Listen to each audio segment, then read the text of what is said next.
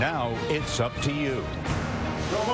Tonight, Americans have the final word of campaign 2016 as they choose the next president of the United States. I feel fantastic, very optimistic, praying. The candidates cast their ballots. Oh, I'm so happy. Tough decision. It's Election Day in America. This is the CBS Evening News with Scott Pelley. It's the first Tuesday after the first Monday of November and the last hours of the last day of voting for the next president of the United States. Voters are still casting ballots from one end of the country to the other. Lines at many polling places are long, but no major problems have been reported so far. The first polls close at the top of the hour. We're at CBS News election headquarters in New York, and before the night is out, we should know whether the 45th president of the United States will be Hillary Clinton or Donald Trump, and which party will control the House and Senate in the 115th Congress. Our entire campaign 2016 team is in place to bring you comprehensive coverage throughout the evening with all the latest returns and analysis. And we'll begin tonight with Nancy Cordes, covering the Clinton campaign. Short on sleep but riding high, Clinton cast her own ballot this morning at an elementary school near her Chappaqua, New York home. She said voting for herself was humbling. So many people are counting on the outcome of this election, what it means for our country, and I'll do the very best I can if I'm fortunate enough to win today. Clinton capped her 19-month bid with an all-nighter that took her from Philadelphia. Every issue you care about is at stake. To Raleigh. This is sure worth staying up for. Back to Westchester County. She spent most of this day at home doing radio interviews in battleground states like New Hampshire. It's an important state, and it's a real bellwether state. She's counting on a Clinton coalition of young voters, minority voters, and women. Okay, we're done. Okay. After voting in Virginia, Clinton's running mate, Tim Kaine, said the race had activated a new Latino voting bloc. All over the country, Latino vote now sees that they can be a difference maker. President Obama campaigned for Clinton till the end. In a way, his legacy is on the ballot, too. As long as the American people vote, I think they'll do a good job. For Clinton and her team, running this race was sometimes as painful as it was for the rest of America to watch it. She was dogged by her email troubles, a restless electorate, and an unorthodox opponent. Her aides say, at the very least, her perseverance through all of it, Scott, shows that she's prepared for the nation's toughest job. Nancy Cordes, what a wonderful job covering this campaign. Nancy's at election night headquarters for the Clinton campaign at the Javits Center on the west side of Manhattan. Major Garrett is 2 miles away at Trump headquarters at the New York Hilton in Midtown. Donald Trump set the example he hopes millions of Trump voters will follow: Election Day voting. Everything's very good. As he waited in Midtown Manhattan's PS 59 precinct, the GOP nominee called his defy-the-odds pursuit of the White House a great honor. So who did you vote for? Tough decision. In Indiana, running mate Mike Pence banked the easiest ballot of all from wife Karen. You got my vote. A day like today is very humbling and very moving for our little family. Trump has long warned of potential voter fraud. His campaign filed a lawsuit in Nevada complaining 4 early voting spots in Las Vegas on Friday stayed open illegally past closing times. A judge swiftly denied a request that those ballots, which numbered in the hundreds, be isolated. Trump told Fox News he's received reports of other irregularities but offered no specifics. Trump would not promise to accept the results if he lost. Hopefully they'll play out well, and hopefully we won't have to worry about it, meaning hopefully we'll win. After days of barnstorming battleground states, Trump held his final rally after midnight in Michigan. I'm asking you to dream big, because with your vote, we are just hours away from the change you've been waiting for your entire life. He spent this afternoon huddled with family and friends, but there was still time for Twitter. Today we're going to make America great again. I promise. There is no Trump path to the presidency without Florida's 29 electoral votes. And Scott, while the campaign is optimistic about what it's seeing in North Carolina, Ohio, and Iowa, it is deeply concerned about Florida. So much so, Trump just took to Twitter urging Florida supporters to get to the polls before they close, declaring this election is far from over. Major Garrett, wonderful work over the last 18 months of this campaign. Major, we're grateful. Thank you. Well, joining me tonight now are the election night all-stars. We have Nora O'Donnell, John Dickerson, Charlie Rose, Elaine Quijano, Bob Schieffer, and Gayle King. Let me just ask all of you one question. As you look forward into the tea leaves of the election tonight, what are you looking for? Well, tonight we're going to have maybe 130 million people vote. And it's not just the presidency that hangs in the balance. It's the Supreme Court. It's control of the U.S. Congress. So a lot is at stake tonight as people are still heading to the polls. I just got off the phone with the Trump campaign. And Mr. Trump's campaign manager says they are worried. Particularly, they acknowledge the early vote went heavily for the Democratic Party. So as Trump's campaign manager said, they are banking today on a big turnout, North Carolina, Florida, and Nevada to offset any advantages that the Democrats have banked early.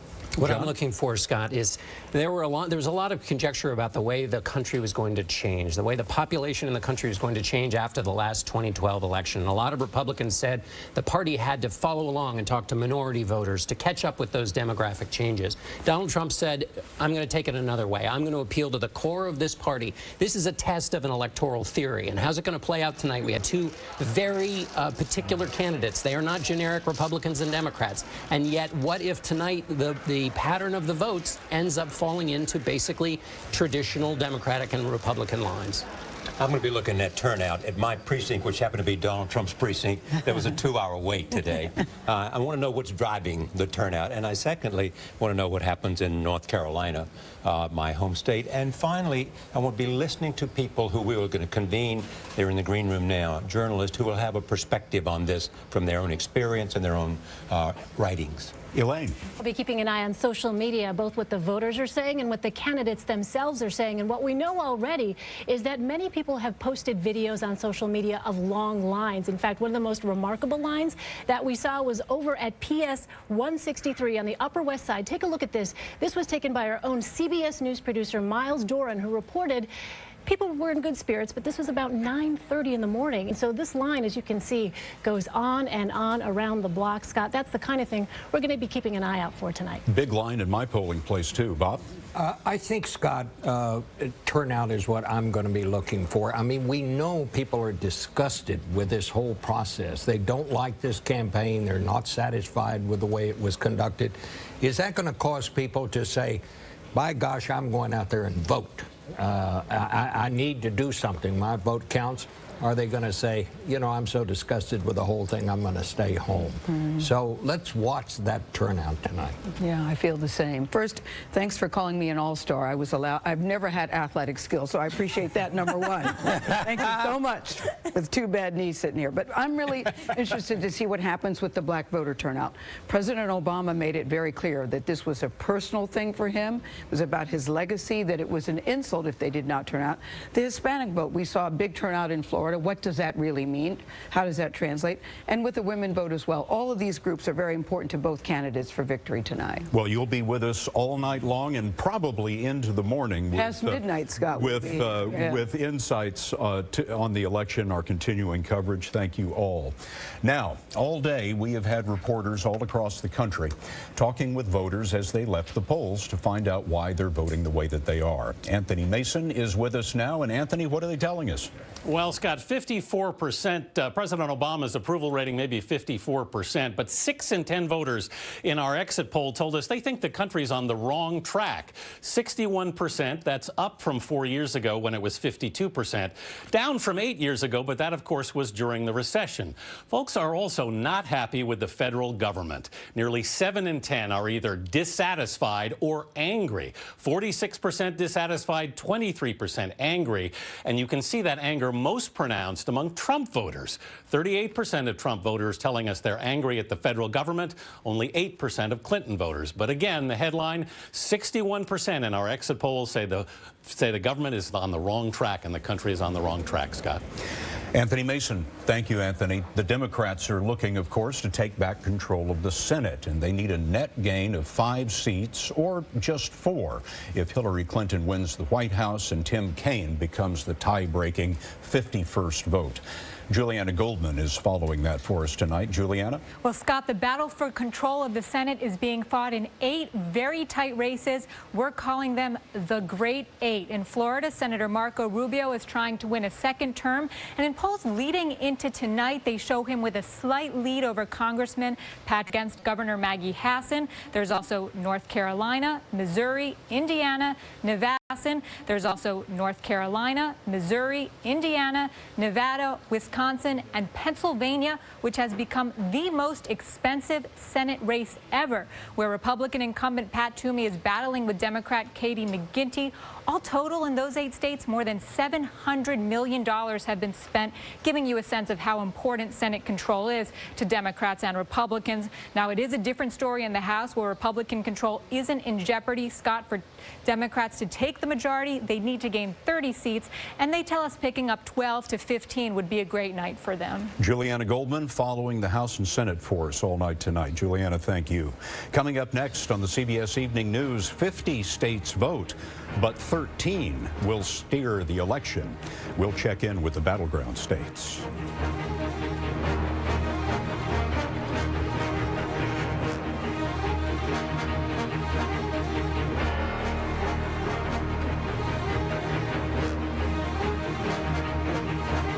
New Aleve Direct Therapy. The presidency will be decided in 13 battleground states. They have a combined population of 108 million, a third of the country, and a third of the electoral votes, 173. Of course, it takes a total of 270 to win. Our correspondents have the battleground states covered, beginning in a state that has picked the winner in all but 2 elections since 1904, Ohio. I'm Dean Reynolds in Columbus, Ohio, where 23% of the state's registered voters have already cast ballots, about 11,000 more than did so in 2012. Of particular interest tonight will be the turnout in the Cleveland area, where Hillary Clinton is heavily dependent on African-American support. No Democrat has won the presidency without winning Ohio since John Kennedy in 1960. No Republican has won the presidency without winning Ohio, ever. I'm Mark Strausman in Miami, where there's a push by both sides for last-minute voters. This was a rally in Little Havana by Hispanics for Hillary, in a state that has roughly 2 million Hispanic voters. Clinton wants them, Trump needs them to win the state and have a chance to win the White House. 6.5 million Floridians voted early, a record. 3 million more may vote today. Florida is tonight's biggest battleground prize, and in a race considered dead even, the Clinton camp has a much better organization here. I'm Jerika Duncan in Philadelphia, Pennsylvania, where both Republicans and Democrats have been keeping a very close eye on the polls today. Teams of people have been deployed throughout the city and the suburbs to ensure the electoral process is not compromised. In fact, nearly 100 assistant district attorneys and investigators have been assigned to the election fraud task force. According to a nonpartisan watchdog group, so far there have been no reports of any major problems. I'm Jan Crawford in Raleigh, North Carolina. To win here, Clinton needs a big showing from African-American voters. But early voting, compared to 2012, is down 9%. Today, we saw voters standing in line, making calls to try to drum up support like this. Got to get it in, man. You already voted? Why you ain't vote, man? Now, on the flip side, Trump needs rural whites to come out big, and early voting suggests they did. I'm Chip Reed in Janesville, Wisconsin, hometown of Paul Ryan, the Republican Speaker of the House. Ryan is expected to win re-election to Congress tonight, but when he returns to Washington, the road is expected to get much rougher. If Hillary Clinton is the next president, she and Ryan could be engaged in an epic battle for the next 4 years. And if it's Donald Trump, well, Ryan refused to actively campaign for him, prompting some conservative House Republicans to call on Ryan to step down as Speaker. I'm Ben Tracy in Phoenix, Arizona, where these students are protesting not only Donald Trump, but also their local sheriff, who is up for re-election and opposed by many for his tough stance on illegal immigration. Now, this is a red state that Hillary Clinton is trying to flip and make blue, but that is a very tough challenge here. Since 1952, only one Democrat has won the state of Arizona, and that was another Clinton, Bill Clinton, in 1996. Scott? Ben Tracy, thanks one and all. That's just a sample of our CBS News election night team covering the entire nation and the world. We'll have our entire team at the top of the hour, 7 o'clock Eastern time, and then we will be on all evening and well into the morning with the latest returns and analysis. And we'll be right back. Former President George W. Bush voted early 2 weeks ago, and he's no fan of fellow Republican Donald Trump. There was speculation he voted for Hillary Clinton, but today a spokesman for Mr. Bush said the 43rd president did not vote for any candidate for president, but he did vote for Republicans down the ballot. On the day when America may elect its first woman president, voters by the hundreds flocked to the grave of Susan B. Anthony in Rochester, New York. Many decorated her headstone with stickers reading, "I voted." Anthony was a crusader for the right of women to vote. She died in 1906, 14 years before the 19th Amendment guaranteed that right. This election night was a long time coming. We're going to look back on how we got here next. This portion of the CBS Evening News is sponsored by Voya Financial, changing the way you think of retirement. As we come to the end of this unprecedented presidential election, we take a look back now at some of the more memorable moments, including a few you might prefer to forget.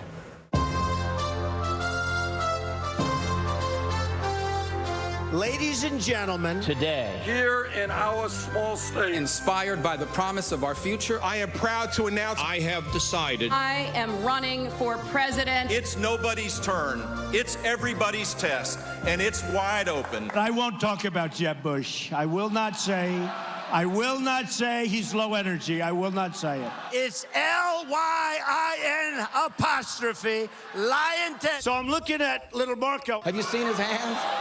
They're like this. You've called women you don't like fat pigs, dogs, slobs, and disgusting animals. Only Rosie O'Donnell. Just start kissing them. It's like a magnet. You just kiss. I don't even wait. And when you're a star, they let you do it.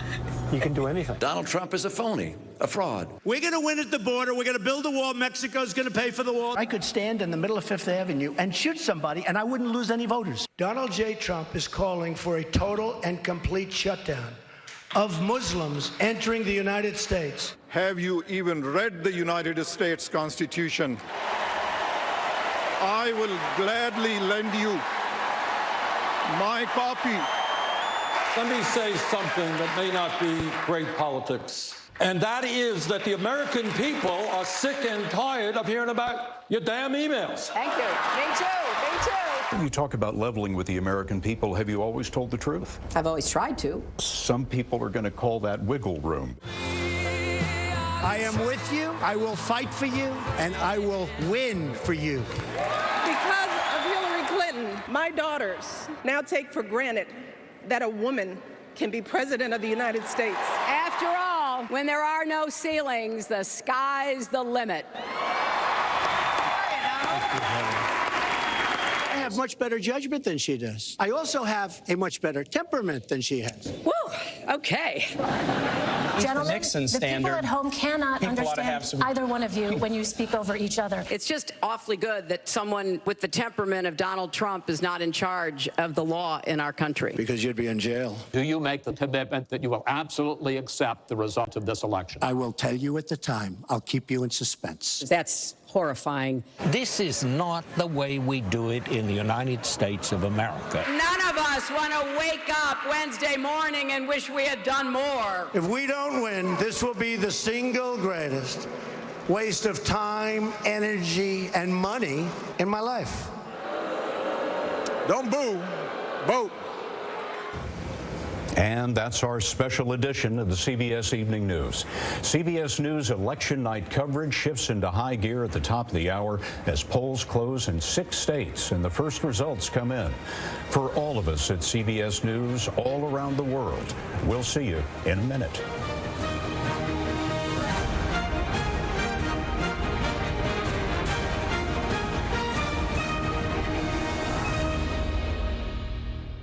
CBSN, CBS News, always on. We'll get Vermont's 3 electoral votes.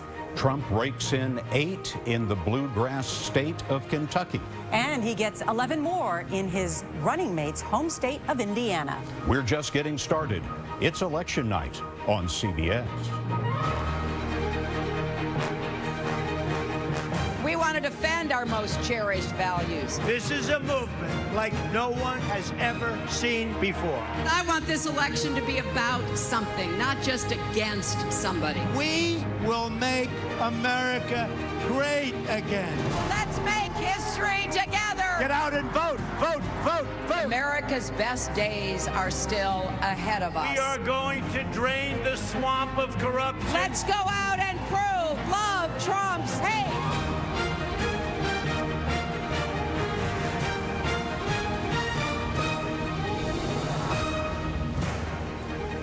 Good evening. I'm Scott Pelley with Nora O'Donnell at CBS News election headquarters in New York. With us tonight are John Dickerson and Charlie Rose, Gayle King and Bob Schieffer, and Elaine Quijano. The nastiest presidential campaign in our lifetimes has finally come to an end. More than 4 out of 5 voters told us they were disgusted by it. That's right. And tonight, voters are deciding whether the 45th president of the United States will be the first woman to hold the office. That is 69-year-old Democrat Hillary Clinton, the former Secretary of State, New York Senator and First Lady, or 70-year-old Donald Trump, the New York businessman and former reality TV star, making his first run for office. I think everybody knows who the candidates are. They have both had historically high disapproval ratings above 50%. Voters are also deciding which party will control Congress. Will the Republicans hold on to both the House and the Senate? The Democrats need a net gain of only 5 seats to take the Senate back, or just 4 seats if Clinton wins the presidency and Vice President Tim Kaine becomes the 50-50 tiebreaker. In the presidential election, it's all about the electoral votes. Each state gets as many of those as it has senators and representatives in Congress. D.C. gets 3 votes for a total of 538. And to win the presidency, you need a majority. That's 270 electoral votes. So let's look at where we are. Trump has 19 electoral votes. Clinton has 3. John Dickerson, as we're getting into this evening, what are you looking for? What are we seeing in the early exit poll information? Well, what I'm looking for, Scott, is one of 3 scenarios. Is this going to look like a campaign if you just had a generic Republican and a generic Democrat following the patterns of American politics? That seems crazy after this campaign where we had 2 candidates who were so particular. Then the other thing is they say it's all about turnout on Election Day. So 2 other scenarios is one where Donald Trump brings out that silent majority. The other scenario is where Hillary Clinton brings out, say, the sleeping giant, which is what they called the Latino vote, if she brings out her voters. So those are the 2 other scenarios other than the one that just kind of goes down the middle. There is so much anxiety in this election. Everyone keeps saying who is going to win tonight, what's going to happen. And while the polls have not closed in many states, they have closed in some states. And as we just noted, Virginia is edge Clinton. Explain, John, what that means based on what we know now. If it's edge, we're giving the advantage to a candidate, but it means that that advantage could be reversed if the numbers statistically don't work out. So there's a little padding. If it's a lean, it's beyond that, which means they have a little bit more of a lead. And then if you get even beyond lean, well, then that's where you get into the territory where we might make a projection. And we should let the folks at home know that those projections are based on the exit poll information that we've collected at voting precincts all across the country. Voters have been telling us how they voted and why they voted that way. We've been compiling that information, and then the folks at the decision desk there behind us take all of that information and then the actual votes that are being counted, and that allows us to make these projections on which way states are leaning, or whenever one of the candidates we project has won one of those states. And no matter what we're doing, no matter what we're talking about, the very second that we project a winner in a state, we will interrupt what we're doing and you will be the first to know. When you talk about the anxiety, Nora, I think that that's such an interesting thing.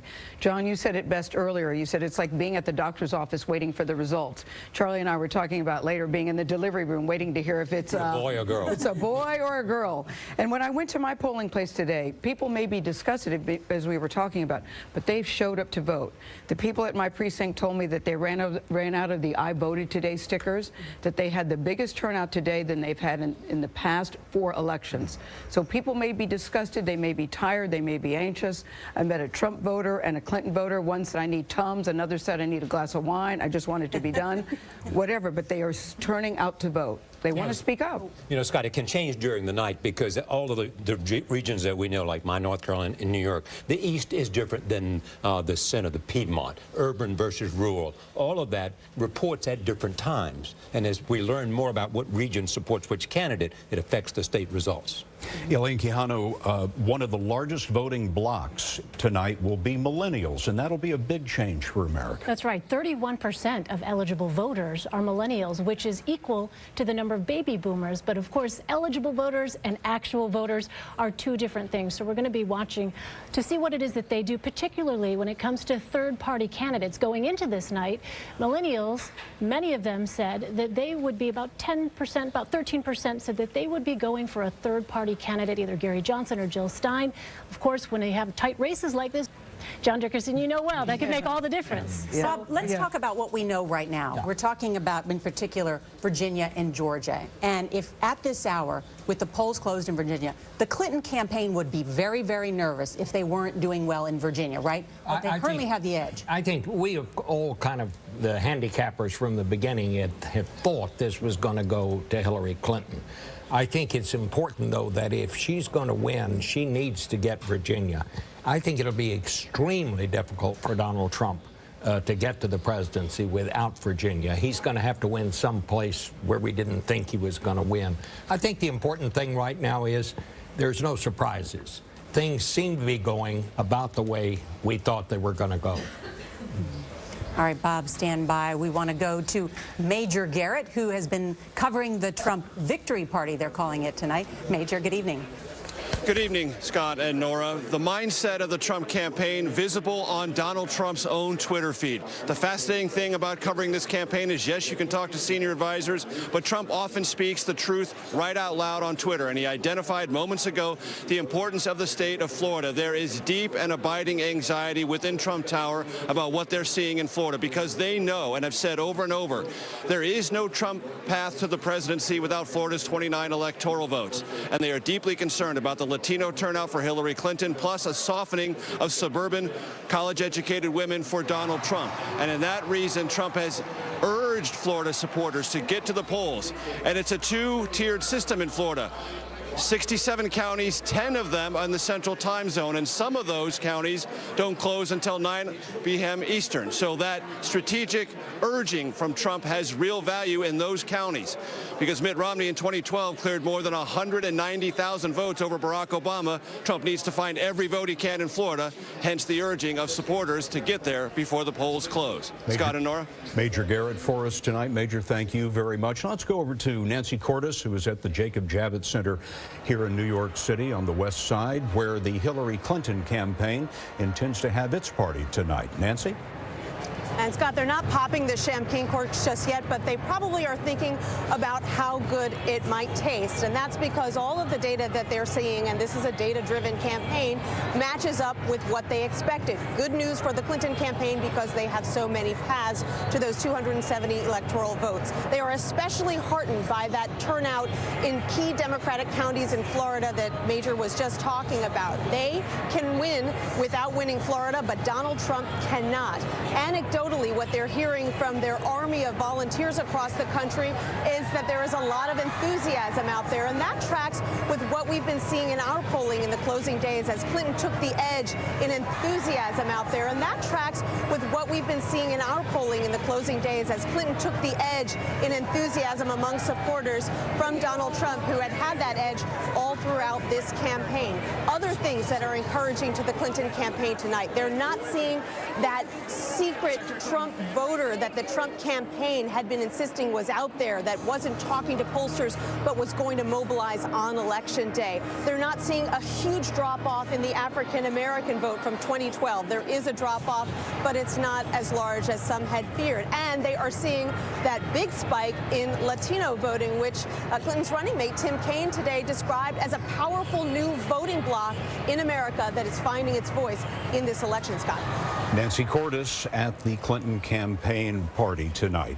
Nancy, thank you. Yeah, and this is the first time we've had, since 1944, that we've had two major party candidates from the state of New York. Do you remember who it was? FDR and Dewey. So it's amazing to have these two candidates just blocks away from each other. You're less than 2 miles, Nora, so people could run back and forth if they wanted to. Assuming anybody would want to. Yes. Assuming they speak. Yeah. Assuming that they speak. Yeah. Assuming that maybe the concession they can get together at the end of the night. That's right, getting together. And you can see together at the bottom of our screen is the electoral vote tally. You can see there Clinton has 3 electoral votes, Trump 19 votes, of course, very early in the evening. But we want to keep that for you there on the screen so everybody knows at the moment's notice how this race is going. We want to bring in Kellyanne Conway, who is Trump's campaign manager, joins us now from Trump Tower. Kellyanne, you have been out on the campaign trail. You're getting in reports now. What can you tell us about the state of this race? I can tell you that it's still a jump ball in many places, Nora, and we're really happy. I mean, for a campaign that has a fraction of the personnel, a fraction of the money as they do at Team Clinton, we're proud of our efforts on the ground, focusing some of our late in the game resources in some of these places. So we see North Carolina and Florida as a jump ball right now. We're feeling really good about Iowa and Ohio, and then we're looking at flipping a blue state like Michigan or perhaps Pennsylvania, like the late-breaking polls in New Hampshire and Colorado as well. So we see a couple different routes. We see about 6 or 7 different routes to 270, and we're just going to be patient as these returns come in. We know people are still standing in line to vote, and I don't want to talk too much about exit polls that may dampen them one way or the other. Now, your campaign filed suit in Nevada earlier today over the election. What can you tell us about that?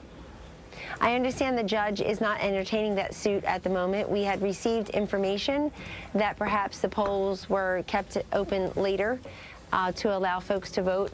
And so if it's active litigation, I shouldn't comment on it further. But what I read is I've read that the judge is not entertaining that lawsuit at the moment. What's wrong with allowing the voters a chance to vote?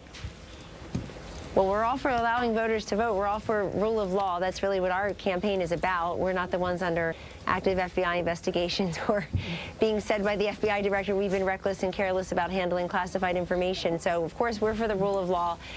We believe people who want to vote will be able to do that if they're in line on time and if all other procedures have been met. Kellyanne, you described Florida as a jump ball, but that's also a must-win state for you. I've spoken with the Clinton campaign, as I've spoken with your campaign throughout the day. The Clinton campaign says that they believe they have banked such a big early vote with new Hispanic voters who've never voted before that even if Donald Trump had huge numbers at the polls, there's no way he could win that state. How do you reply? I think that's a little bit of spin and sophistry. If that were true, then you'll see Florida called early. What we see is a very strong day of vote in Florida today, particularly in counties where we've improved the margins over Governor Romney's margins in 2012. We have people deployed in these counties who are talking to us about the returns, and we're getting data inputs into our war room on a constant basis, Nora. And we like the fact that Mr. Trump seems to have grown the turnout and grown the voter share within some of these key counties across Florida. The other thing I would say is that we already know Republicans are behind in early votes. That's why we count on a big day of vote in places like Florida and Nevada and North Carolina. And then when you look at states that don't have a tradition of early voting like Michigan, Pennsylvania, and New Hampshire, that's part of why we went back to those states late in the game, because most of those voters, will, except for those who vote absentee, will cast their ballots today on Election Day. All right, Kellyanne Conway, thank you so much. Thanks for having me. John Dickerson, I know you're both reporting and looking at all of the numbers, but analyze what Kellyanne has told us and what we know about the state of the race right now. Well, she's talking about multiple paths, but there really aren't multiple paths. I mean, really, because Hillary Clinton starts with a lead, because of the way states traditionally vote, historically, more Democratic states in Hillary Clinton's column. And so what Kellyanne Conway is saying is there are a bunch of different states, but she still has to win Florida, North Carolina, Ohio, and then a couple of other big ones. At this hour, what they need to be saying is we're going to flip Michigan. We're going to take one away from Democrats who haven't lost that state since 1988, or take one away in Pennsylvania, 1988, another state that Democrats have won since then.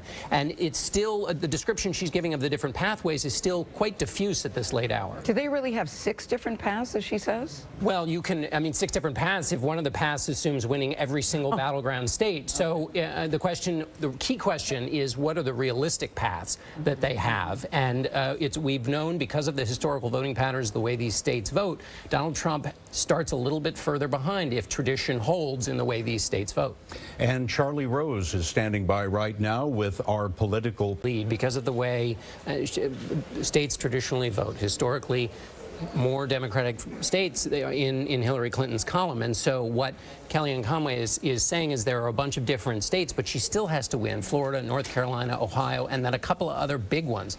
At this hour, what they need to be saying is we're going to flip Michigan. We're going to take one away from Democrats who haven't lost that state since 1988, or take one away in Pennsylvania, 1988, another state that Democrats have won since then. And it's still, the description she's giving of the different pathways is still quite diffuse at this late hour. Do they really have 6 different paths, as she says? Well, you can, I mean, 6 different paths if one of the paths assumes winning every single battleground state. So the key question is, what are the realistic paths that they have? And we've known, because of the historical voting patterns, the way these states vote, Donald Trump starts a little bit further behind if tradition holds in the way these states vote. And Charlie Rose is standing by right now with our political panel for some insight into all of this. Charlie? Thank you, Scott. We do indeed have a political panel. Next to me is Wall Street Journal Peggy Noonan, also Slate's Jamel Bowie, and the New York Times' Mark Leibovich. Let me begin with this idea of a close race. Surprising. It could change during the evening as we learn more, and we have more polls that have been counted. Right. But surprisingly close. Well, close, tight. You're wondering if it's close and we have no idea what's going to happen, or close and trends that existed a week ago in which Mrs. Clinton was doing well will continue. To me, we're just starting out this evening. I'm looking at who shows up at the polls. It looks anecdotally like a lot of people did. We will see. We won't know till the evening. Bottom line, does the Obama coalition hold for Mrs. Clinton and really come out? Does Mr. Trump's promise of a broad working class sort of coalition with a lot of Democrats in it turn out to be true? What is the mix of Hispanics, white educated, white not so educated folk turn out to be? From there, we will know a lot, and it'll take a while to figure it out. I mean, right now it's looking like it did with the polls. Exactly. That's what it looks like. the results we seem to be getting at this point, very early still, suggest an electorate that looks a lot like it did in 2012, maybe larger, and it suggests that we're not going to see some huge deviation from the last suite of national polls or state-level polls. There still might be some surprises, precisely because things are close, things are tight, but we shouldn't, I think, at this stage expect some sort of wild variation. If you've been obsessively clicking on polling forecasters, you probably have a pretty good sense of what this race looks like. Yeah, I don't think it's a surprise at all that we have a close race. I think people are obviously going to be very cautious at this hour of the evening. You have to be very definitive, like, say, Vermont or Kentucky in either direction in order to make a real call. Right. I do think that, as Jamel said, I think that the numbers that we've seen leading up seem to be predictive. I also think that, maybe the most important numbers of all, which are Hispanic voters in Florida, seems to be the operative, number. And I think if that holds through the evening, that'll be interesting. And the question is whether the turnout is driven by voting against something or voting for something. Yeah, you have to wonder if it's hate voting or hope voting. But either way, I mean, a vote's a vote, right? So if a bunch of people turn out because they hate Donald Trump, they're still turning out, they're still casting ballots. And as far as Latino voters go, if they are turning out in the rates that anecdotes suggest in Florida, then that's great. That's a great sign for Secretary Clinton. One state you looking at, Mark? Well, North Carolina, and not just because you're from there. No, I mean, it's been close. It's closer than a lot of the people thought. Hillary Clinton seems like she has a very good chance to win there. African-American vote seems a little down, but we'll see. We'll be with you all evening. Back to you, Nora. All right, very interesting indeed. And coming up, 2 more battleground states close at the bottom of the hour, Ohio and North Carolina, 2 states that Trump's own campaign says they must win. CBS News of the 2016 election continues in a moment.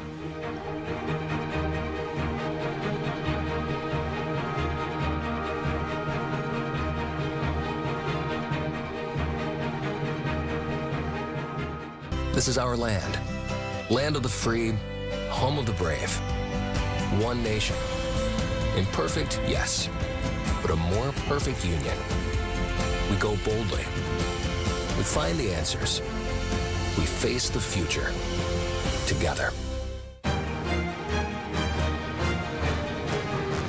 The best political reporting every morning on CBS This Morning.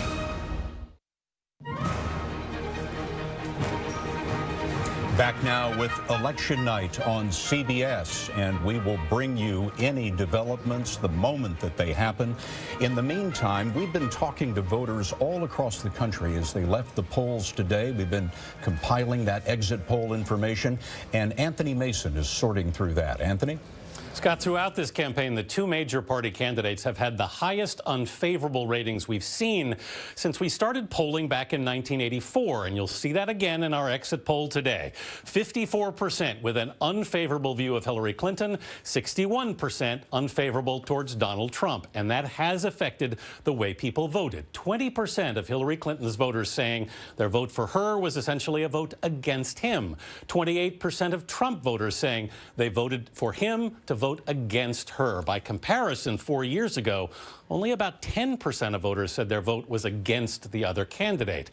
The scandals also significant impact today. 62% said they were bothered by the Clinton email scandal, 71% bothered by Donald Trump's treatment of women. So negativity weighing heavily on voters' minds in our exit poll. Gail? Anthony Mason, thank you very much. Bob, this will be the first time in American history that we elect a president who has an unfavorable rating above 50%. It's never happened before. And that's why I think people are so anxious about all of this. I mean, it's not just that we're choosing a president tonight, but I think a lot of people, what's on their mind is whoever we elect, what happens after that? Will that person, some person who is unpopular, who is considered untrustworthy by many, will that person be able to bring people together and get this country going again? And, you know, it's hard to figure out how that's going to happen. But not only are they anxious, the latest exit poll also shows this. It's 72% of Clinton voters say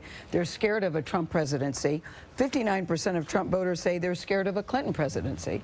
How do you get past that when people have such high negatives? Exactly. Say, which candidate are you less scared of? Well, I mean, Nora was saying this is the high anxiety election today. And the demands on the new leadership will be incredible because of that. And, you know, part of this started before we had these two candidates. Is the way our politics work now, the way you raise money, the way you get people to turn out to vote is to stoke these angers. They've found in the Pew has done a poll, and they looked at people and found that people who are involved in politics are much more likely now to think of their opponent as the enemy, not just a nice person who has the bad ideas, but is in fact the enemy. That was before this race. Yeah. All right, thanks to all of you. We're going to have much more ahead. We'll be right back. It's election night on CBS. Because my mom was a correspondent here, and the kind of news gathering that she was proud to have been a part of, that still gets talked about now. People talk about that legacy and try to fit what we do into that legacy. America's #1 public affairs program, Face the Nation, Sundays. One day after America votes for its next president, reaction from across the nation, around the globe, and a look forward. Tomorrow on the CBS Evening News with Scott Pelley.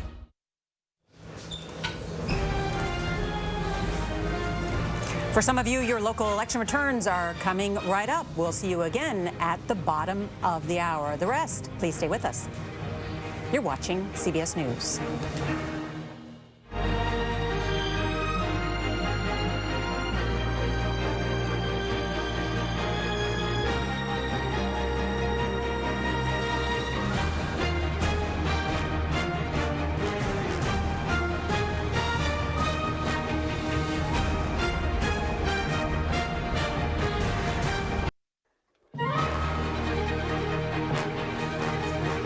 This election is about what we stand for. We are about change. She is about keeping it the way it is.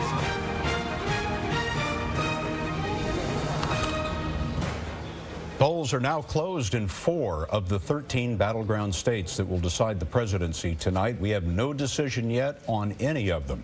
In the very early going, Trump has 24 electoral votes, Clinton 3, both still a very long way from the magic number of 270. Now it is 7:30, so polls have just closed in Ohio and North Carolina, of course, 2 big battleground states. CBS News estimates that Clinton has the edge in the Tar Heel State. That's North Carolina. Yes. And in Ohio, we rate that contest a toss-up right now. That is the state that Trump feels good about. And West Virginia, Trump picks up another win. He's adding West Virginia's 5 electoral votes to his total. Also want to update you, Virginia, remember, closed at the top of the 7 o'clock hour. We're giving the edge at this hour to Hillary Clinton, and in Georgia, a slight edge to Donald Trump. John? So if you look at Virginia and North Carolina, remember that the Clinton math, as they see it, is if those traditionally Democratic states vote for Hillary Clinton, and that would include Pennsylvania and Michigan. So, you know, we want to make sure that people know those states are still up for grabs. But if Pennsylvania and Michigan go as they have for Democrats before, and she wins Virginia and North Carolina, it's looking increasingly likely that she's on her way to that magical 270 and do we assume number. that she got a lot of support from Barack Obama with the African American vote? Well, yes, undoubtedly, but we'll have to see what the shape of the vote is in North Carolina. The 2 things to watch for, of course, the African-American vote, 22% of the electorate there, but also then those suburban women, white women that she has been able to do better with than Barack Obama did with in 2012. But isn't there a big millennial population there Listen in North to what Carolina? she's doing with the black vote right now in North Carolina. She's winning it 89-7. Yes. If you got to win the black vote, I think she's well on the way to winning that. She absolutely has to do that. But John, isn't that such a big college state? There are a lot of colleges in North Carolina. Isn't there a big millennial population there? Sure, and you know the key point here on all of these groups when we talk about them is not just the margin by which somebody's winning, but also are they turning out? So she can be doing very well with any one of these individual groups, but then the question is, are enough of them turning out? And that's particularly a question with millennial voters. And right now she's doing in North Carolina exactly what she's doing in Virginia. She is winning white women with college degrees. She's doing the same thing in Virginia. So we're seeing the same trends in North Carolina we're seeing in Virginia. But she's not carrying white women overall. In fact, one of the things that jumps out of the exit polling data is that Trump is carrying white women in Georgia, Virginia, Ohio, and North Carolina. One of the things we've seen in this race is that the thing to keep the eye on is the education gap, the difference between voters who have a college degree and those who don't. And Donald Trump is winning with those without a college degree, but Hillary Clinton has an edge for those with a college degree. But that's different by state, and so we have to watch state by state. In the polls, she has been down by a pretty good number with college-educated white women in Florida. So it's not a rule that applies to every state. You know, it's interesting, too, that Hillary Clinton chose to make her last stop, her midnight rally, in Raleigh, North Carolina, at the end of the night. Yeah, and I don't think we should miss a point here about how significant this race is. Whoever wins tonight will be making history. Hillary Clinton, I've seen women, many people will be surprised, Scott, to hear that women are not supporting Hillary Clinton, given what we've heard from Donald Trump. But I saw interviews with many women of all ages saying, look, I'm just so sick of Washington. I'm really kind of sick of her. I just want something different. And maybe I may not agree with what he says. He said some inappropriate things, but it would be a change, and they are so desperately craving a change in Washington, D.C. One of the things that the exit polls have told us is a very large number of voters think change is the most important issue for them. Most important. Let's go over to Elaine Quijano, who is at the social media desk. Elaine? Well, Nora, you've been talking about North Carolina. We're going to talk about that in just a moment. But first, I want to share with you a tweet from Indiana Governor Mike Pence, of course, Donald Trump's running mate, thanking Indiana, as he said in this tweet, for making our state first on the board to vote to make America great again at real Donald Trump. What we've also seen, though, in North Carolina, specifically out of Durham County, there is a hashtag now on Twitter that is trending right now, hashtag stay in line. There were some reports of issues with electronic voting, and we have some social media posts to show you of the line in Durham County. What we know comes from our campaign embed, Sean Gallitz, who says that the North Carolina State Board of Elections just approved extended hours in 8 locations because of reports with issues reports of issues with this electronic voting. Now, those 8 precincts are out of 57 precincts in Durham County. So some of this video that we're seeing here reflecting what we're seeing. Even Hillary Clinton, I'm just being told, has tweeted and is tweeting about this situation still going on. So we're going to continue to monitor those reports on social media out of Durham County, North Carolina, and update you with the latest. Scott and Nora? One of the states that Donald Trump nearly has to win is Ohio. That's another one of our battleground states. It's a toss-up state, and that is where we find Dean Reynolds tonight. Dean? Scott, history says that he has to win Ohio. No Republican has won the presidency without this state. And we were talking earlier in the evening with Attorney General Mike DeWine of Ohio, and we asked him, you know, he's a Republican, where would he be looking tonight? What area would he be looking for an early indication of how things are going? And he said Mahoning County in northeast Ohio. That includes Youngstown.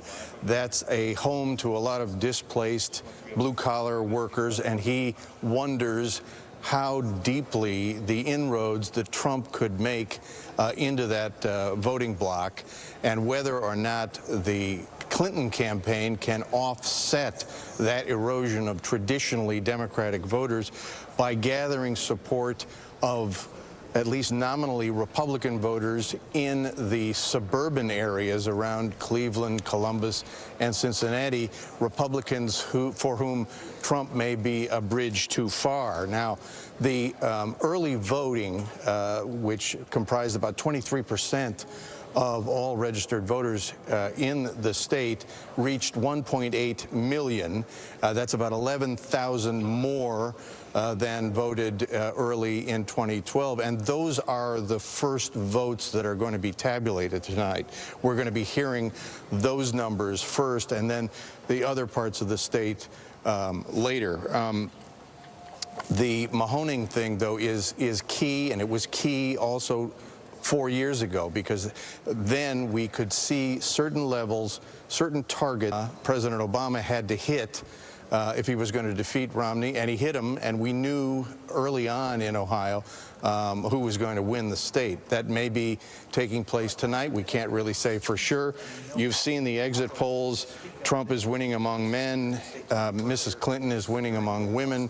Trump is winning among whites. I would say, though, that Rob Portman, the incumbent senator here, the Republican senator, has won easily. Possibly he could have coattail effect for Trump that would help Trump carry the state. But again, he has to win Ohio or he's not going to win the presidency. Dean Reynolds for us tonight. Dean, thank you very much. I was in Ohio talking to voters, and there was so much anxiety, sort of an identity crisis among them. I was talking to a suburban woman who had worked for Republican campaigns, but she told me she just couldn't vote for Donald Trump. On the other hand, I went to a steelworkers union hall. The only portrait of a president on the wall is FDR. I saw that. There's a Hillary Clinton sign on the door, and the steelworkers are telling me they're going to vote Republican for the first time in their Scott, lives. What I remember about that report is that there was a husband and wife who were speaking to each other because they couldn't watch the debate together. They had to separate into different rooms. But in Ohio, Scott, even the governor of Ohio didn't endorse Donald Trump. John Kasich said, I'm writing in for someone else. That's right. For John McCain. And was in an open conflict with their party's nominee, as basically was the Republican Party of Ohio. So it is the sort of ground zero for the conflict in the Republican Party that we saw in many different places. Yet the Clinton campaign spent a lot of time there, brought out the heavy hitters, LeBron James, who was beloved in that state, Beyonce and Jay-Z, also beloved really in the country when it comes to... Or the world. Yeah, I was going to say when it comes to Queen Bee, she's globally loved. And I thought, John, you had such a great point the other day on CBS this morning when you said, yeah, that's very good if Beyonce and Jay-Z were running and they had a voting booth on the stage, maybe that would have worked. But does that enthusiasm translate to votes for Hillary Clinton? And did it? Ohio, it goes beyond celebrities. Yes. And it goes beyond names. It's about jobs. It's about trade. And we're learning some interesting things from the exit polls. And we asked specifically voters in Ohio, what about trade with other countries? And 46% say trade takes away jobs here in the U.S. And that's why we see this split among the exit polls in the union vote, why it's a toss-up at this hour. What does that tell you, though, that Ohio is where it is at this hour? I mean, well, what it tells me, and to Scott's point about union households and the exit polls, of those who live in a union household, 50% of those are going for Donald Trump, 44% for Hillary Clinton. To Scott's point, what it tells us is that Ohio has been changing since they were voting for FDR. It's a state in which the working class in Ohio has been trending towards the Republican Party. There's not a huge African-American constituency at about 14% in Ohio, so the coalition for Clinton there is different than in a state like Virginia, where she can put together a little something different. Did the Republicans come home in Ohio? We know that educated women did not, but did the Republican vote over the last several weeks come back to Donald Trump? I think if he's going to do well, the Republicans must have come home to him. And also, though, he's getting these Democrats. I mean, and we'll see how it breaks out across the stage. There was great worry in the Ohio Republican Party, and this is why there was the split, that those suburban white women around Columbus and around Cincinnati were not going to vote for Donald Trump. Ohio has always been, for the most part, in the pathway for Donald Trump's road to the presidency. It's not been one of the key points in the Clinton road to the presidency. They knew it was going to be a tough state for a long time. Donald Trump's getting 88% of the Republican vote in Ohio. So they're doing well for him. We found in the polling the states where Donald Trump did well are the states where he got a big share of the Republican vote. We found in the battleground tracker in Pennsylvania before this election day came upon us that he was only getting 78% of the Republican vote. That's why he was many points behind Hillary Clinton. So to your question, Charlie, it looks like the Republicans are coming home for him. The same number of Republicans voting for him as Democrats for Hillary Clinton. So are you all saying that Beyonce didn't make a difference in Ohio? She may have made a difference. That's going to break hearts all around. Not in their voting. We're certainly saying we love lemonade. Yes, we really do. Anthony Mason is keeping track of the exit polling information. He's been looking at what voters in Georgia have been telling us today. Anthony? Yes, Scott. The last Democrat to win Georgia was Bill Clinton back in 1992. African-American turnout and voting there, key to the Democrats' hopes in Georgia. 8 years ago, when Barack Obama first ran, began, the African Americans made up 30% of the vote in Georgia. As you see this time around, it's roughly the same. Hillary Clinton is winning 9 out of 10 black votes in Georgia today, but Donald Trump is taking 7 out of 10 white votes. So a sharp divide by race, but also by gender. Let's look at men and women, and you can see Donald Trump is winning men 57 to 38%. Women are going for Hillary Clinton 54 to 41%. But again, African American turnout key in Georgia to the Democrats' hopes. Not clear that they're getting it, which is why Trump has the edge in Georgia right now. Gail? All right. Thank you very much, Anthony. Continuing with the exit polls, it says 82% of Trump voters wanted change. 90% of Clinton voters said experience is most important. What does that say to you, Bob Schieffer? Well, I think it just shows the break and the divide that we're going through right now. I mean, that's right. Trump voters wanted change, and they saw him. Maybe they didn't think he could make the change, but at least he could thumb his nose at the establishment. I do think there were some voters who wanted change, but did not think Donald Trump was the right vessel. Mm-hmm. Yeah. One interesting finding from the exit polls we have here on the question of honest and trustworthy. That was a huge question for Hillary Clinton throughout this campaign, and there was a long stretch where Donald Trump was seen as the more honest and trustworthy candidate. In the exit poll tonight, when asked that question, 37% said Hillary Clinton is honest and trustworthy. 32% said Donald Trump was. So she has, at least according to the exit polls at this moment, flipped what was the case for much of this campaign. Yeah, but when you look at how voters feel about Donald Trump and Hillary Clinton, they're not flattering. When they talk about the attributes for Donald Trump, words like stubborn, arrogant, sexist. When you asked about Hillary Clinton, stubborn again, not willing to admit her mistakes, and flip-flops. None of those are qualities that you think, that's who I want in a leader, but on either candidate. But now that people do seem to think that she's more trustworthy than Trump, well, I guess progress is where you find it. We'll be coming back with more Campaign 2016 in just a moment.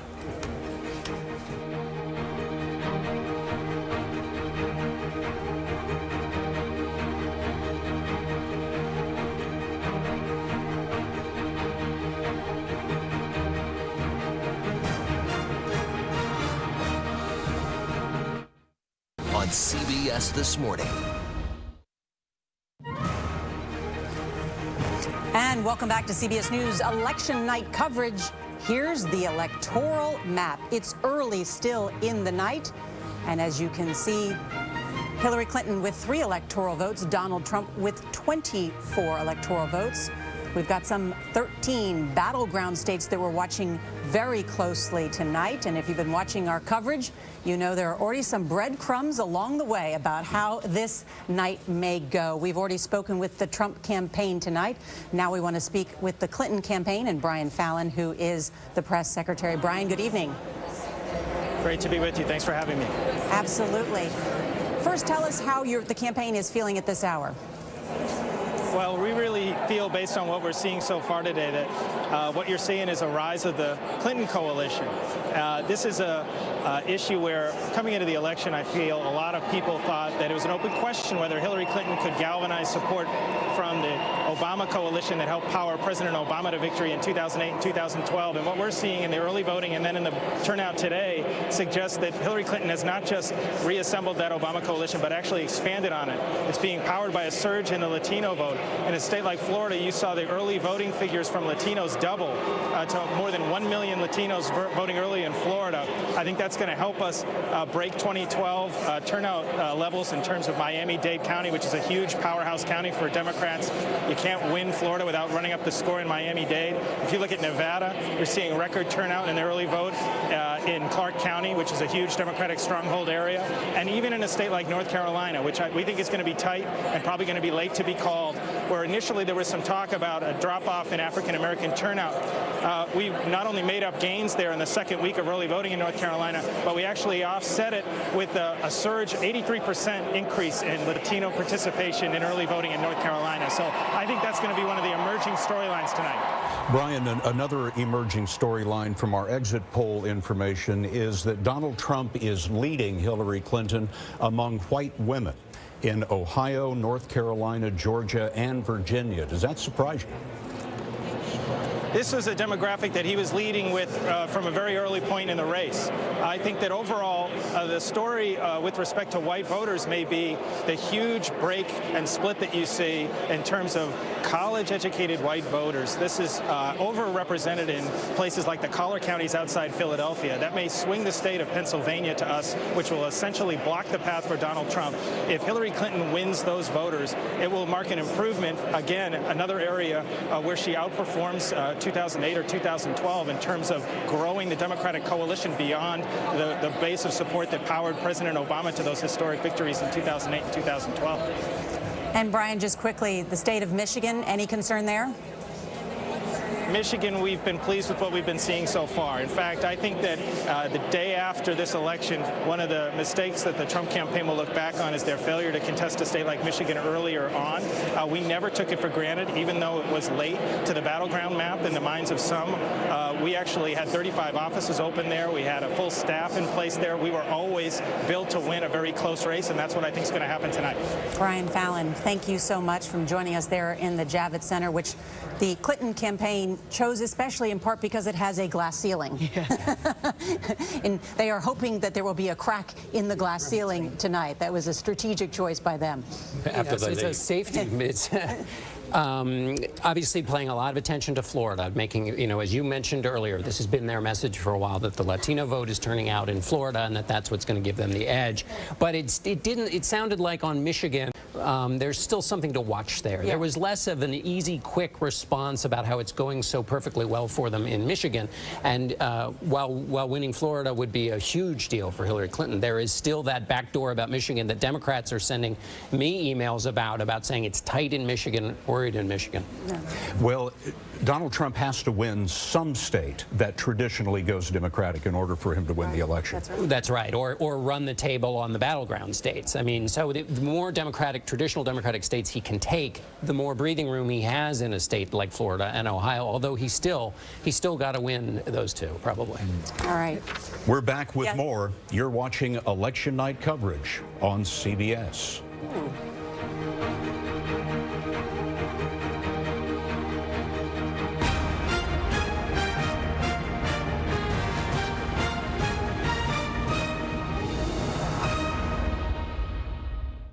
And a look forward tomorrow on the CBS Evening News with Scott Pelley. We're back now with more Campaign 2016 election night coverage. Bob Schieffer, what are you seeing in these early hours? I still think the most important thing is finding out how many Latinos, this Hispanic vote. I'm going to go out on a limb here and say that most Hispanics are not going to vote for Donald Trump. So I think this is very important. What we're seeing in Florida, we're seeing it in North Carolina. I want to know more about how many Hispanics did turn out. What's important about that is what the Clinton spokesman just said.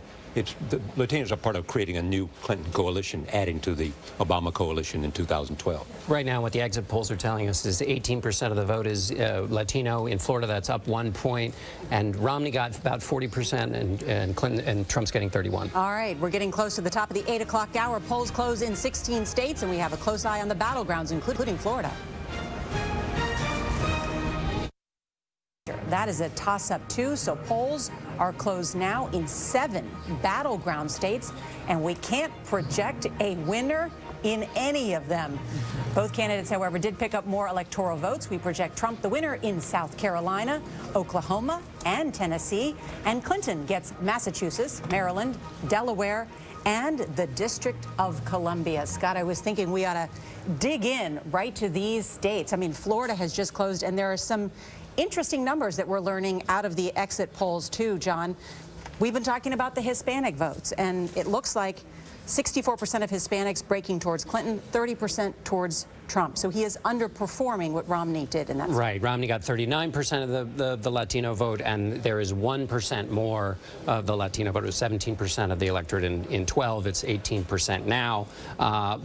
But we're still at the toss-up stage, so that's only one piece of the puzzle in Florida.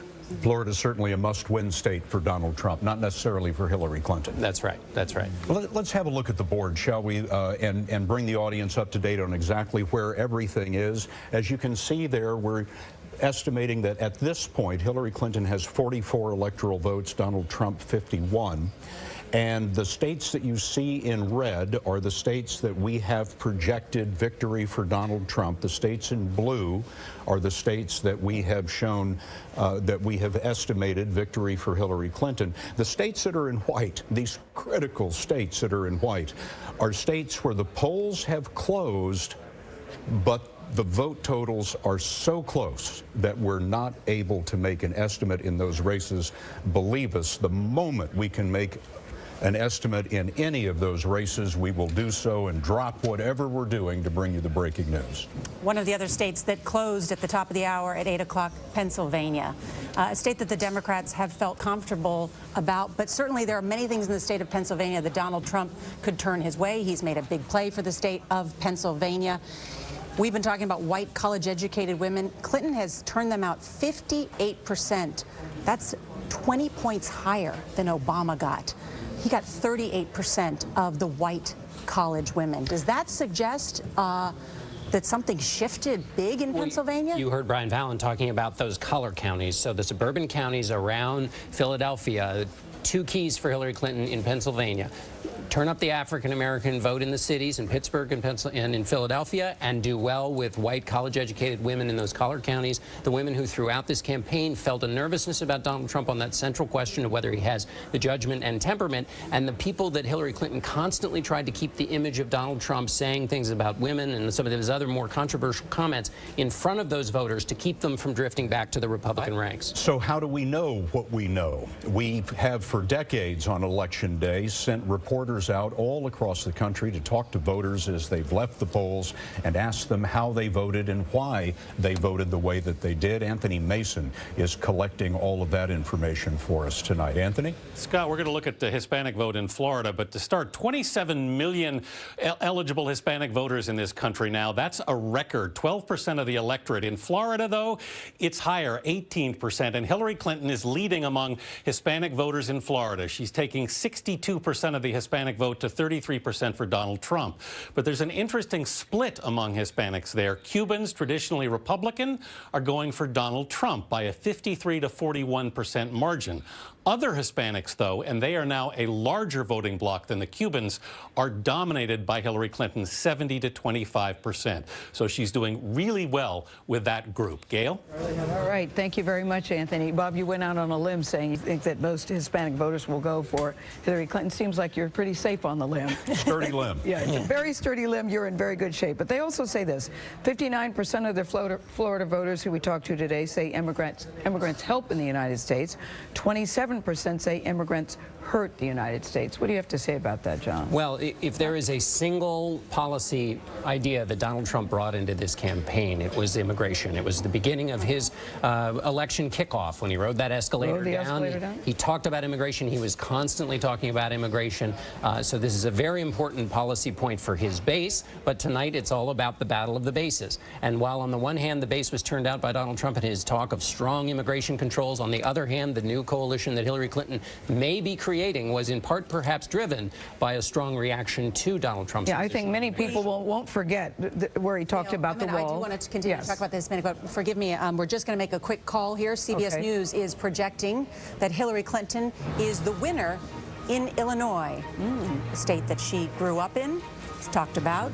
It's where she learned her Midwest values. She's reminded us on the campaign trail, but not a big surprise. That's not a surprise that she would win her home state of Illinois. That would be a very bad sign if she did not win Illinois, John Dickerson. But Gail, you were talking about the Hispanic vote. Yeah, that many people still know are smarting over his comments as he rode down the escalator. That was the first sign that this would be a very unusual type of campaign, his entrance. But he talked about building the wall, and that was the first time that, you know, it was a jaw-dropping moment when he referred to Mexicans as rapists. Many people still have not forgotten those comments from that day one. Yeah. The irony, of course, is that the very first people that he insulted may have the last word tonight. Yes. That's ironic. Charlie Rose is with our political panel, and they have been talking about Hispanic voters tonight. Charlie? Thank you very much, Scott. We've continued this vote about Hispanics. I want to talk to Leslie Ruth Marcus here and Leslie Sanchez and Frank Luntz. Frank, what do you think is going on in the Hispanic community, and how large will this turnout be, and how influential is it in this election? If the white community is angry, the Hispanic community is insulted. They were insulted by the language that Donald Trump used. They were insulted by the tone. And every time he would say that Mexico was going to pay for the wall, and whenever he talked about immigration policy, they felt like he was telling them they weren't welcome. And every time that he said that the Hispanics, they love me, they don't. And I'm looking across the country, and it's not just on border states. It's also states like Colorado, Illinois. The Republican Party in general, and Donald Trump in particular, cannot win when you are only getting 25 to 30% of the Hispanic vote. You cannot put together a majority, and they are the fastest growing segment of American society and the greatest switch away from the GOP over the last 10 years. And I'd say one other thing to that, which is you use the word insulted. I would actually use the word incensed, because I think that driven to the polls. Driven to the polls. But you know, if you're insulted, you might sit home and just seethe. They're going. If you're incensed, you will get in the car and go vote. You're getting in the car, and it's not just. I suspect it will be not just the Hispanic community. We saw this 4 years ago with Asian voters.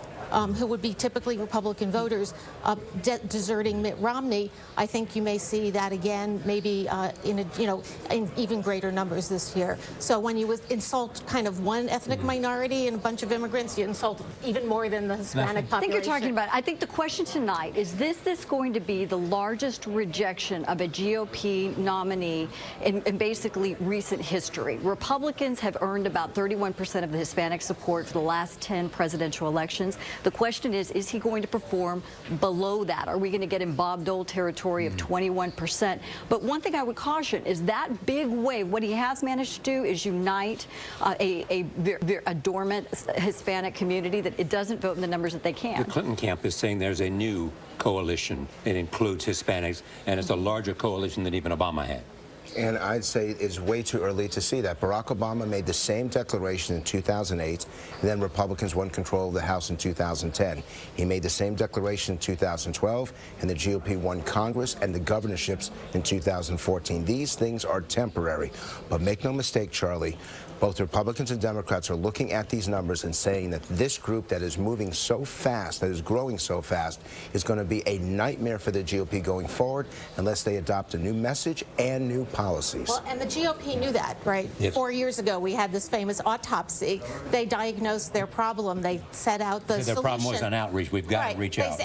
No, specifically immigration reform. Where was it? What are they going to do now? We have to go back to the desk, Nora. All right, Charlie, thank you so much. And CBS News projects that Rhode Island goes for Hillary Clinton. One of the big stories of the night is control of the U.S. Senate. Juliana Goldman has been following the Senate races tonight. Juliana? Well, Nora, we are ready to make the first call for a Democratic pickup in the Senate. In Illinois, it looks like Congresswoman Tammy Duckworth has beat incumbent Republican Senator Mark Kirk. That is one of the first calls. Again, that's the first call that we are able to make for a Democratic pickup in the Senate. Remember, Democrats need to pick up 5 seats to take control of the Senate, 4 if Hillary Clinton wins, because Tim Kaine would be vice president and he would be the tie-breaking 51st vote. All right, that adds one more woman to the United States Senate. And, you know, Tammy Duckworth, the first member of Congress born in Thailand, also a Purple Heart winner. Yes. She is a double amputee, of course, lost both of her legs in the Iraq War to helicopter pilot. It had been a contentious Senate race there, but she is now, according to CBS News, heading to the United States Senate. Strongish. First Republican loses his seat tonight in the Senate. And he was considered the most vulnerable of all the Republicans on the ballot. John Dickerson, you were just telling us about a warning sign for the Trump campaign that you were noticing in the exit poll data that we have coming in. One of the key questions is whether Donald Trump's strategy of really paying close attention to white voters was going to pay off. Now, Ronald Reagan won with 54% of white voters. Mitt Romney got 59% of white voters and lost. The difference? The share of white voters. There were more of them in Ronald Reagan's day. Well, right now, the exit polls suggest that only 70% of the electorate is white voters. In 2012, it was 72%. So Donald Trump is working with a smaller group. Within that, non-college white voters, in 2012, they were 36% of the electorate. Now they are 34% of the electorate. These are not huge numbers, but in a very close race, if your base is not turning out, and the premise of the Donald Trump campaign was not just that he would match Mitt Romney's numbers, but that he would grow them. Right now, it does not look like he's growing. In fact, one Republican Senator, Lindsey Graham, has said his own party is in a demographic death spiral. Tonight, we've seen that the share of the white electorate is getting smaller and smaller. As America's changing, and so is its politics. Yes, and we have a projection in the state of Mississippi. Goes to Donald Trump. He is the winner in that state. Expected victory there and a large win for him there. All right, the Democrats are hoping to take back the Senate. We'll look more at those key Senate races and more states closing at the top of 8:30 when we're back here on CBS News Election Night.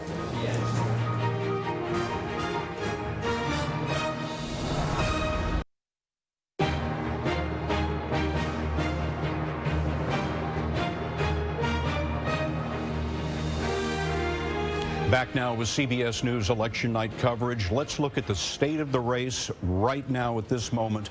This is the Electoral College map. The colored states you see now are the ones where the polls have closed. The blue states signify victories for Hillary Clinton. The red states, victories for Donald Trump. Right now, at this early stage, the Electoral College totals are Clinton 68, Trump 57. And of course, 270 needed to win. Now you ask, what about those white states here? This is the whole ball game, folks. Many of these states are going to be deciding who the president of the United States is, and these states are so close right now, we can't make a projection about the winner. Anthony Salvanto is our director of elections. He's running the decision desk back here. All of our experts who are watching the exit polling information and all of the actual vote data coming in. Anthony, let's look at Florida quickly. Sure. Donald Trump must win it. There's no question about that.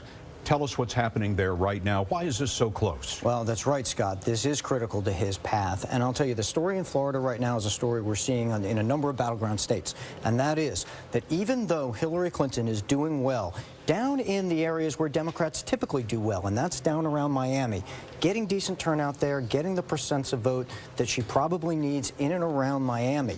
But Donald Trump is outperforming Mitt Romney and typical Republicans in a lot of these other Republican-leaning counties. And one by one, that's adding up his totals. So we see him outperforming typical Republicans, and that's keeping this race close. Again, red for the Republicans, blue for the Democrats. Yep. Look at this, 60% of the precincts reporting, and it's a virtual tie. And that is dead even. You know, there was a lot of early vote here, Scott, and that's a lot of what gets counted fast.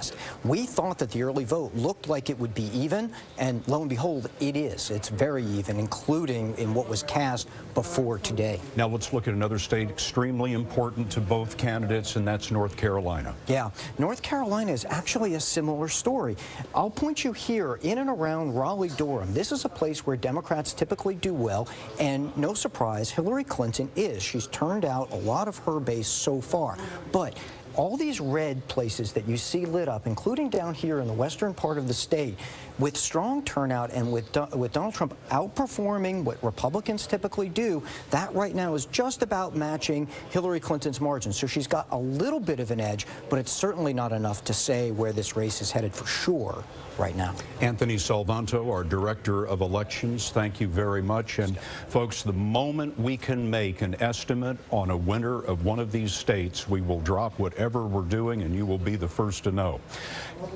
Clearly, one of the big efforts on the part of the Clinton campaign, especially today, has been its effort to get out the vote, to get their voters to the polls. And Nancy Cordes, who is at the Clinton election night watch party tonight in New York City, has more on that. Nancy? Scott, this is an operation that the Clinton campaign has been working on and building out for nearly 2 years now. And according to the newest numbers that they have given us, their volunteers have made 23 million voter-to-voter contacts since Saturday morning. That means door knocking.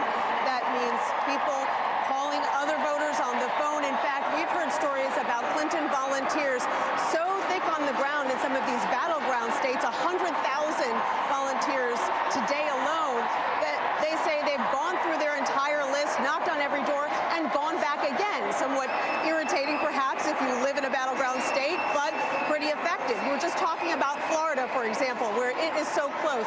Imagine if the Trump campaign had had the money or inclination to invest in a similar size get out the vote operation. He might be leading by a point or two there right now. Instead, in Broward County, which is a county that went for President Obama in 2012 by 35 points, hit record turnout today at 6 p.m. Miami-Dade hit its record since 2012 by the time the polls closed as well. Nancy Cordes at the Clinton Watch Party tonight. Nancy, thank you. As Nancy was saying, the Trump campaign has not invested nearly as much in the Get Out the Vote campaign today.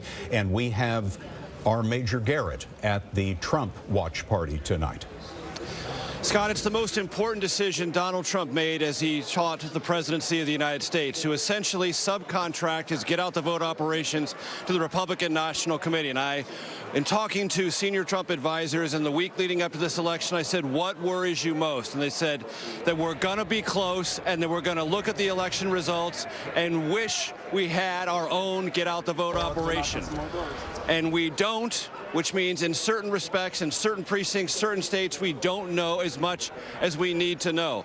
And Scott, I can tell you this was a conversation that went on and on in the Trump campaign. And Trump was absolutely adamant. He wasn't going to invest in it, didn't believe in it, didn't think it was as important as what he saw in the adoring crowds, thousands of them he kept encountering on the campaign trail. What he may learn tonight in these very closely contested states like Florida, no Trump Get Out the Vote operation there. North Carolina, a small one, but not nearly large enough. Other states that will loom large in the evening, Pennsylvania, Virginia, those are day of voting states. Not a lot of early vote in either one of those states. The Trump campaign not well positioned to get out the vote and identify the key constituencies that they need in those states. So across the board, Scott, the great lament from Trump and those who support him come tomorrow if he loses may be, we should have invested where we didn't.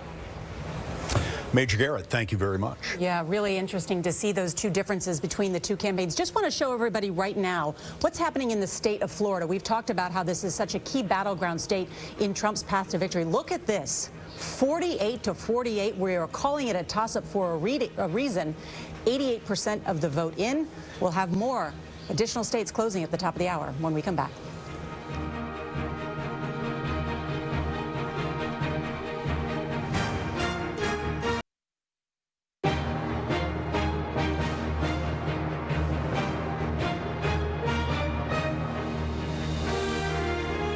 Back now with election night coverage on CBS. Polls are closed in 26 states and the District of Columbia as America elects a president. No projected winners yet in any of the 13 battleground states that will tell the tale tonight. But in the race to 270 electoral votes and the presidency, Clinton has 68, Trump 66. We still have a very long way to go. We do, and we're going to get to some of those individual states in just a moment, those battleground states. We're getting some really interesting numbers. But first, in the state of Florida, CBS News projects that Marco Rubio has won his Senate seat there in that state. I think it's fair to say that of the 16 Republicans that challenged Donald Trump for the nomination, Rubio may be the only one who's having a victory speech tonight. He wasn't going to run for the Senate. When he lost, he decided to get back into this contest. And Republicans, so many people wonder if his career was over, his political career was over after he dropped out of the race. I have relatives in Florida. I have relatives in Florida who said he talked so much about his dislike for the Senate. Yes, exactly. Until the Republican leaders came to him and said, we're in danger of losing the Senate. We need to hold on to a seat in Florida, and you need to go back and run in that seat. He is now, along with Senator Portman in Ohio, one of the two Republicans who was able to get out from under Donald Trump. Even though Democrats tried to tie them, they were able to succeed. We don't know what the outcome in Florida is at the presidential level yet, but obviously Marco Rubio did better because we're able to make a projection there about Marco Rubio. Well, let's have a look at the battleground states now. These are the 13 states that could go either way and will therefore determine the election.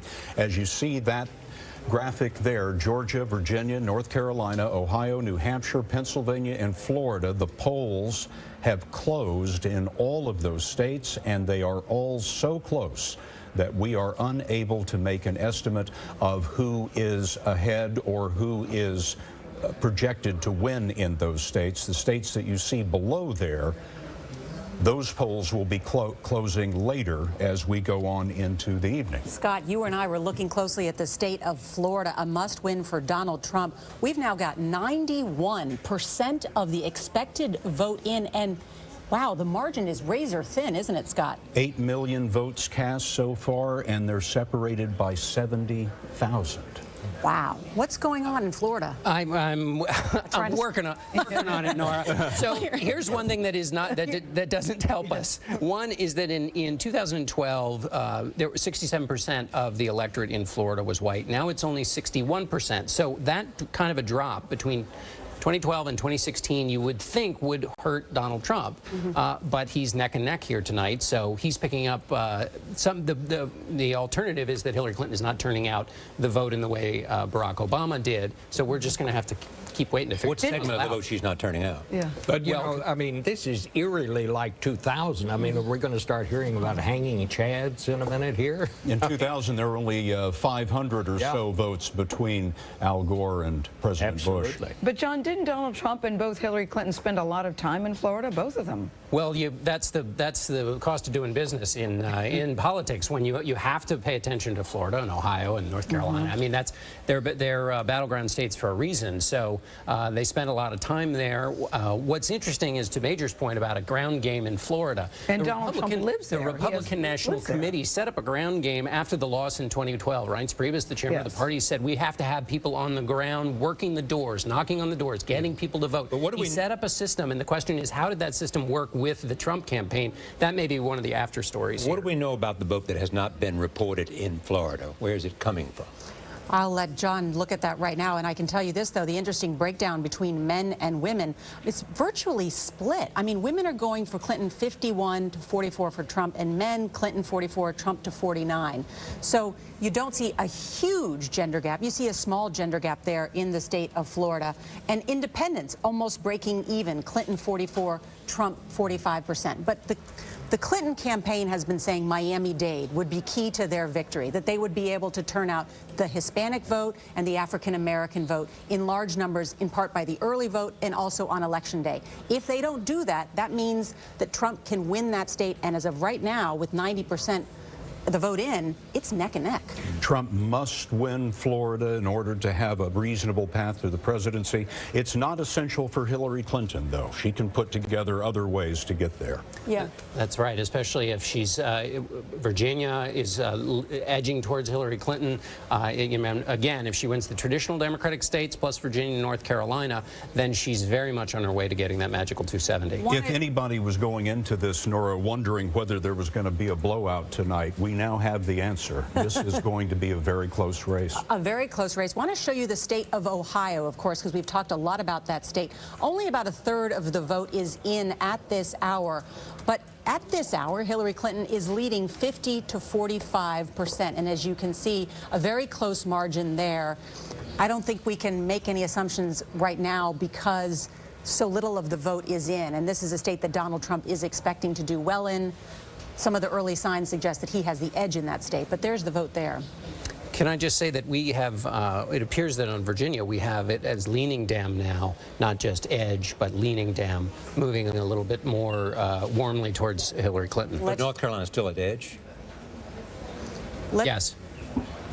We see now, of course, the state of Virginia, which just has about half of the vote in, as John just mentioned, and Hillary there with about a 4-point lead, and that's why at CBS News we are estimating that Hillary Clinton has the edge in Virginia, and also now, Charlie, you just mentioned, in the state of North Carolina. I think we should just back up because we just went through the boards about what that means. That's right. What does edge mean? What does lean mean? Yes. What does all of this mean? Likely mean, yes. Help the audience, please, I with think our definitions. It means a little bit more than an edge. Yeah. It's like an edge, a lean, and then a likely. Right. Edge means it and then change. You turn yourself around, and that's what it's all about. If you have an edge, yes, that's called the hokey pokey. I know, Gail. But anyway, in Virginia, if it's edge, that means it's quite close. That means that if there's a statistical anomaly, it could reverse itself for that candidate. If it is leaning, that means that reversal is less likely. And then if it goes past lean, then it's something where we might be in the neighborhood of making a projection. So right now, if she has the edge in Virginia, do you think Tim Kaine played a role in that? Her running mate who's from Virginia, a governor, a senator, a mayor there? At the moment, she leans in Virginia, yes. I mean, Tim Kaine, also another important thing. She's leaning, it's not edging. Robbie Mook, the campaign manager for the Clinton campaign, also was the campaign manager for the successful 2013 gubernatorial race in Virginia. So he knows how to do races in Virginia. That, plus the vice presidential pick, Tim Kaine, those all may have contributed to Virginia. But Tim Kaine is an enormously popular politician in Virginia. You would have expected a lot better showing than this at this early point. Yes, true enough, although it could be another piece of evidence in the idea that basically people vote for the top of the ticket, and vice presidents may not get you as much as you might want. But North Carolina and Virginia are very similar, aren't they, in terms of profile? They are similar, but, you know, Barack Obama won Virginia twice, and he traded. He won North Carolina 2008, but not in 2012. So North Carolina is sort of more on the knife's edge than Virginia. And Bob, you were saying? I was just going to say, she's leaning in both states for basically the same reason. She's attracting the same voters in North Carolina that she's attracting in Virginia. And those are whom? Well, I mean, educated white women. She's getting the educated vote. She's getting the minorities. And it's pretty much stacking up the same way in both states. And I think that's significant.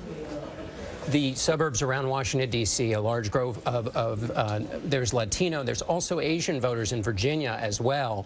The growth in the state is the newer kinds of voters who are more like Hillary Clinton. Virginia is such an important state because it is partially representative of the larger story we're talking about with America, which is as a state changes from traditionally Republican, where there's a large share of the white vote, to a state that is more mixed. And that's the story in Virginia, and that's also the story perhaps in the nation.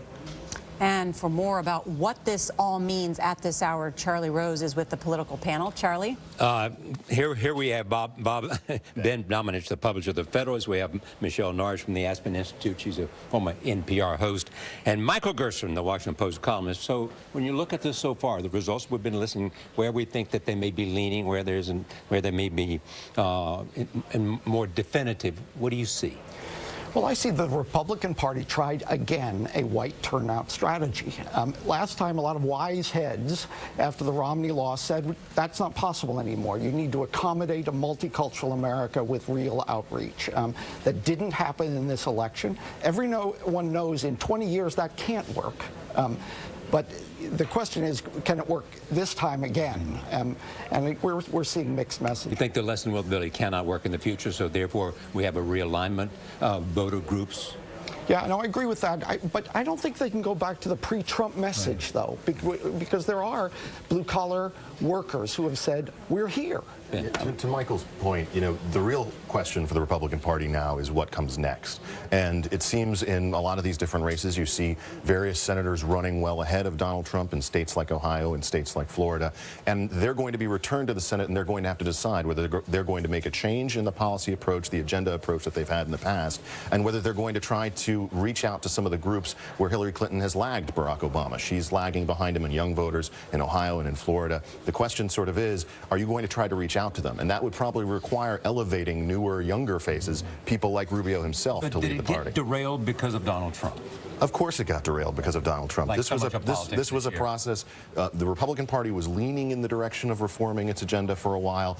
Trump really short-circuited that conversation. They're going to have to find a way to live with a coalition that includes some of his voters and then reaches out to others as well. Well, let's remember they did that whole forensics report after the last election, and they didn't even take their own advice. And so, yes, they are going to have to do a lot of rebuilding. Even if Donald Trump wins, the party will have to do a lot of rebuilding to reach out to voters who are obviously very angry at the party itself, even though they were voting for a Republican candidate, and to reach out to Hispanic voters and to reach out to college-educated women, for instance, who are voting for Hillary Clinton. Which seems to be the new coalition for the Democrats. In very large numbers. But there are splits within the Democratic Party as well. Yes, there are. Yes, there are.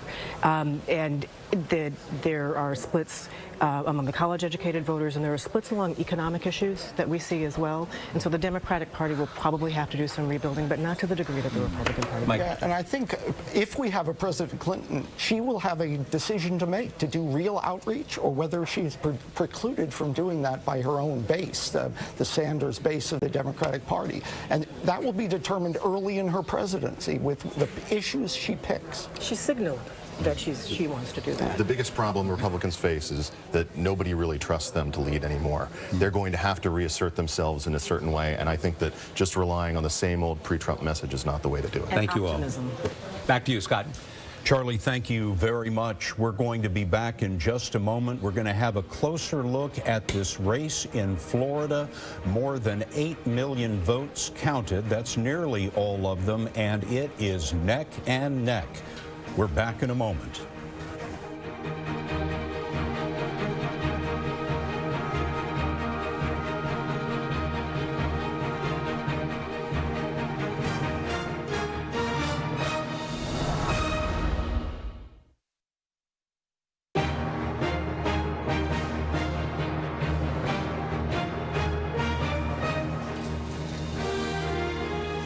Polls in more than half the country are closed at this hour, and this race is super tight in the state of Florida. It is a toss-up, too close to call, as Donald Trump and Hillary Clinton neck and neck with more than 90% of the vote in. One call that we do have and have made in the state of Florida is for Marco Rubio, who has won the Senate seat there, and Mark Strassman is there in Miami at Rubio headquarters. Mark? Hey, Nora, Senator Rubio, in fact, has just taken the stage to claim victory here. He has defeated two-term Congressman Patrick Murphy on one re-election to the U.S. Senate. He made a joke right at the top saying this election is going better than the last time he came out on stage in Miami when he was thumped in the Florida primary by Donald Trump. Many, but not all the people in this room, of course, will be rooting for Trump tonight. This race still has many bitter feelings among Rubio's supporters. And this race in Florida is, in fact, so close now. Trump seems to be ahead by about 100,000 or so votes. And the votes are starting to run out, too. Remember that Florida had 6.5 million folks who voted early. That's a record for the state and the most of any state that had early returns. And so even though Hillary Clinton left South Florida, the most popular part of the state, solidly Democratic with a 280,000 vote margin or so, Trump has managed to pick up votes in more conservative sections of the state, in North Florida and Central Florida along the all-important I-4 corridor between Orlando and Tampa. And at this point, the two cliches we've heard about Florida in this election are both true. One is that Trump cannot win the White House unless he wins Florida, and two is that this race was going to be extraordinarily close, and in fact, it has been. All right, Mark, thank you so much. Scott Pelley is over at the decision desk. Scott?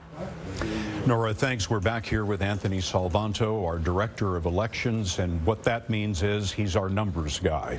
He's working with all of our experts at the decision desk, taking in the information from the exit polls and the actual vote totals now, and it is Anthony who helps us make these estimates about who's ahead and who may be winning. As we were just hearing, Anthony, Florida, it's the entire ball game for Donald Trump, and my goodness, how close it is. How much of the vote has been counted so far?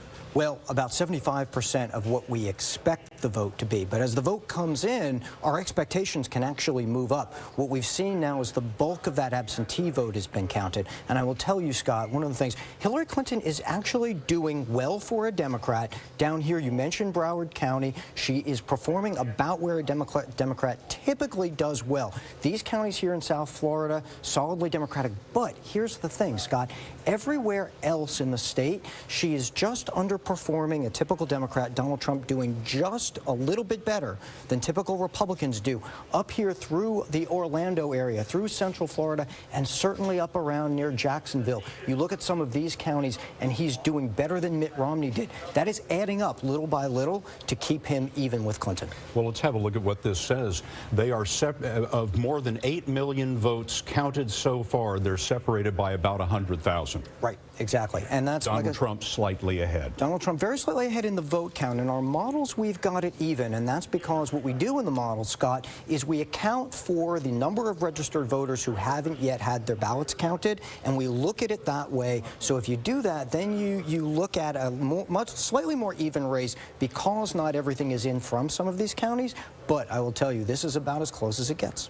Anthony Salvanto, our Director of Elections, thank you very much. So Donald Trump performing in Florida a little bit better than Republicans normally do. John Dickerson? Well, Scott, let's see. I was just looking at the vote that Donald Trump is doing with white college-educated women. We've talked a lot about them tonight. That's a group that's very strong for Hillary Clinton. Donald Trump is winning with white college-educated women 58-39 in Florida. That's better. Wait a minute. Give us that again. Donald Trump is up with white college-educated women in Florida in a way that he is not anywhere else. You would not have expected that. How do you explain that, Well, John? she had been How up. do you explain that? He had, well, that particular. He explains there's an older electorate in Florida, so a lot of your college-educated voters are typical Republican voters.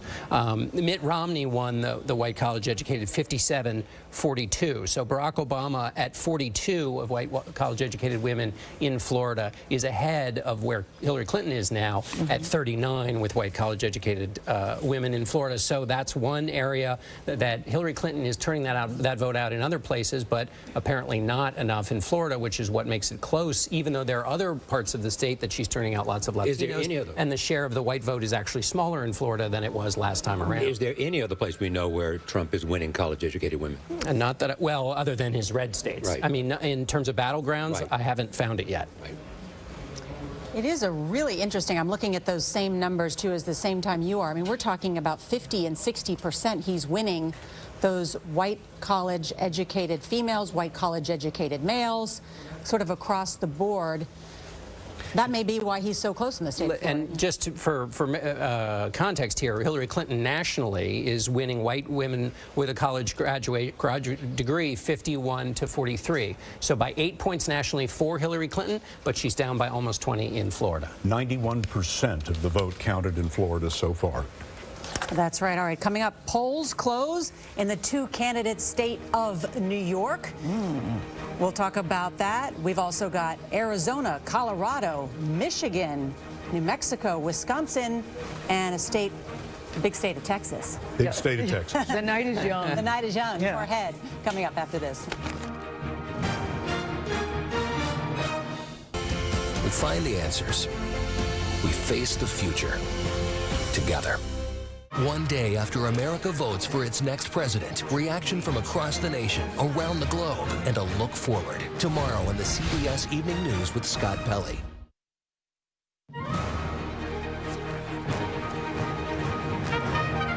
Hi, everyone. We've been watching social media posts, including the post from the candidates. Just a short time ago, we saw one from Senator Tim Kaine, of course, Hillary Clinton's running mate, who tweeted an old photo of himself with his daughter, Anella. And that tweet reads, "Thinking about my daughter right now. No little girl will ever again have to wonder whether she, too, can be president." That has been retweeted over 1,500 times in just 20 minutes. Meantime, Donald Trump Jr. has tweeted, "Final push. Eric and I doing dozens of radio interviews. We can win this thing. Get out and vote. Make America great again. Hashtag Election Day." Retweeted 6,000 times since this afternoon. More after this.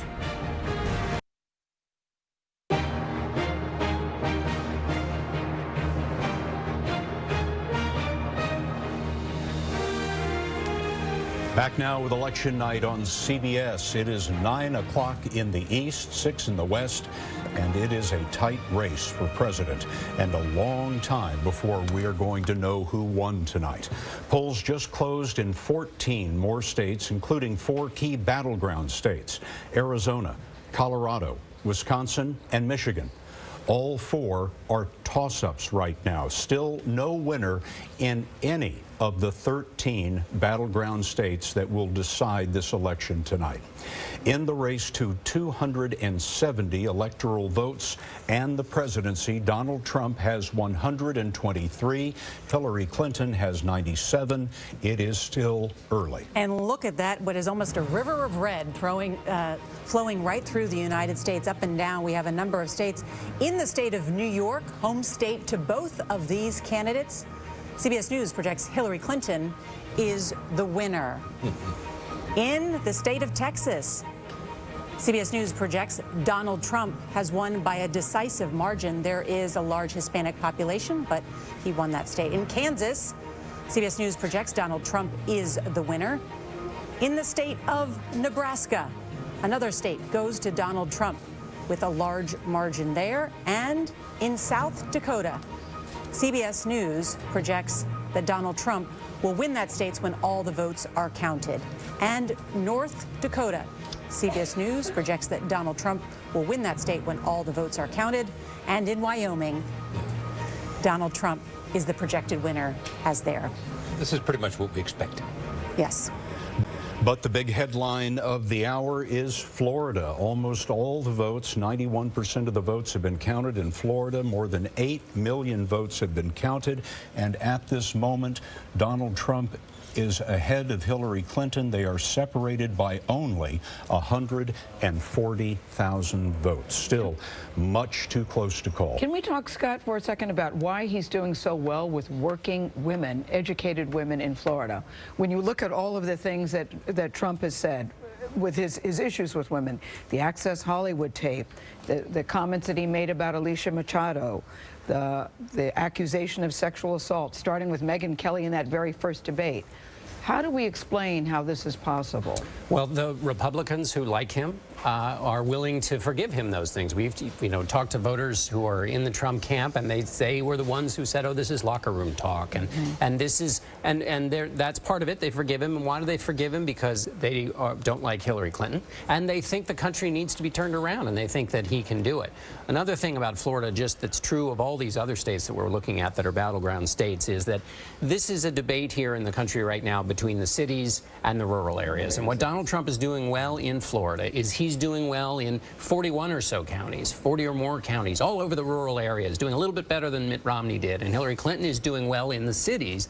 But that's the combat. So in these states, you'll see a sea of red, all the counties smaller in population that Donald Trump is doing well in, and then deep blue in the cities. And we're seeing that now in Florida, and we'll see it in all the battleground states. And a point you made earlier, it's an older population too. Yes, and that's the difference between college-educated women in Florida versus college-educated women. If we want to look for another echo, perhaps we might look in Iowa, where the population is also older. We'll have to see what. What's the definition of older? I'm very curious, John. Careful. Careful. You'll have to bring that up with someone other than me, Gail. Let's just say that many of over the college, 80. Over 80. Many of the college 85 are retirees in Florida. I like that. Let's have a look at our battleground tracking list here.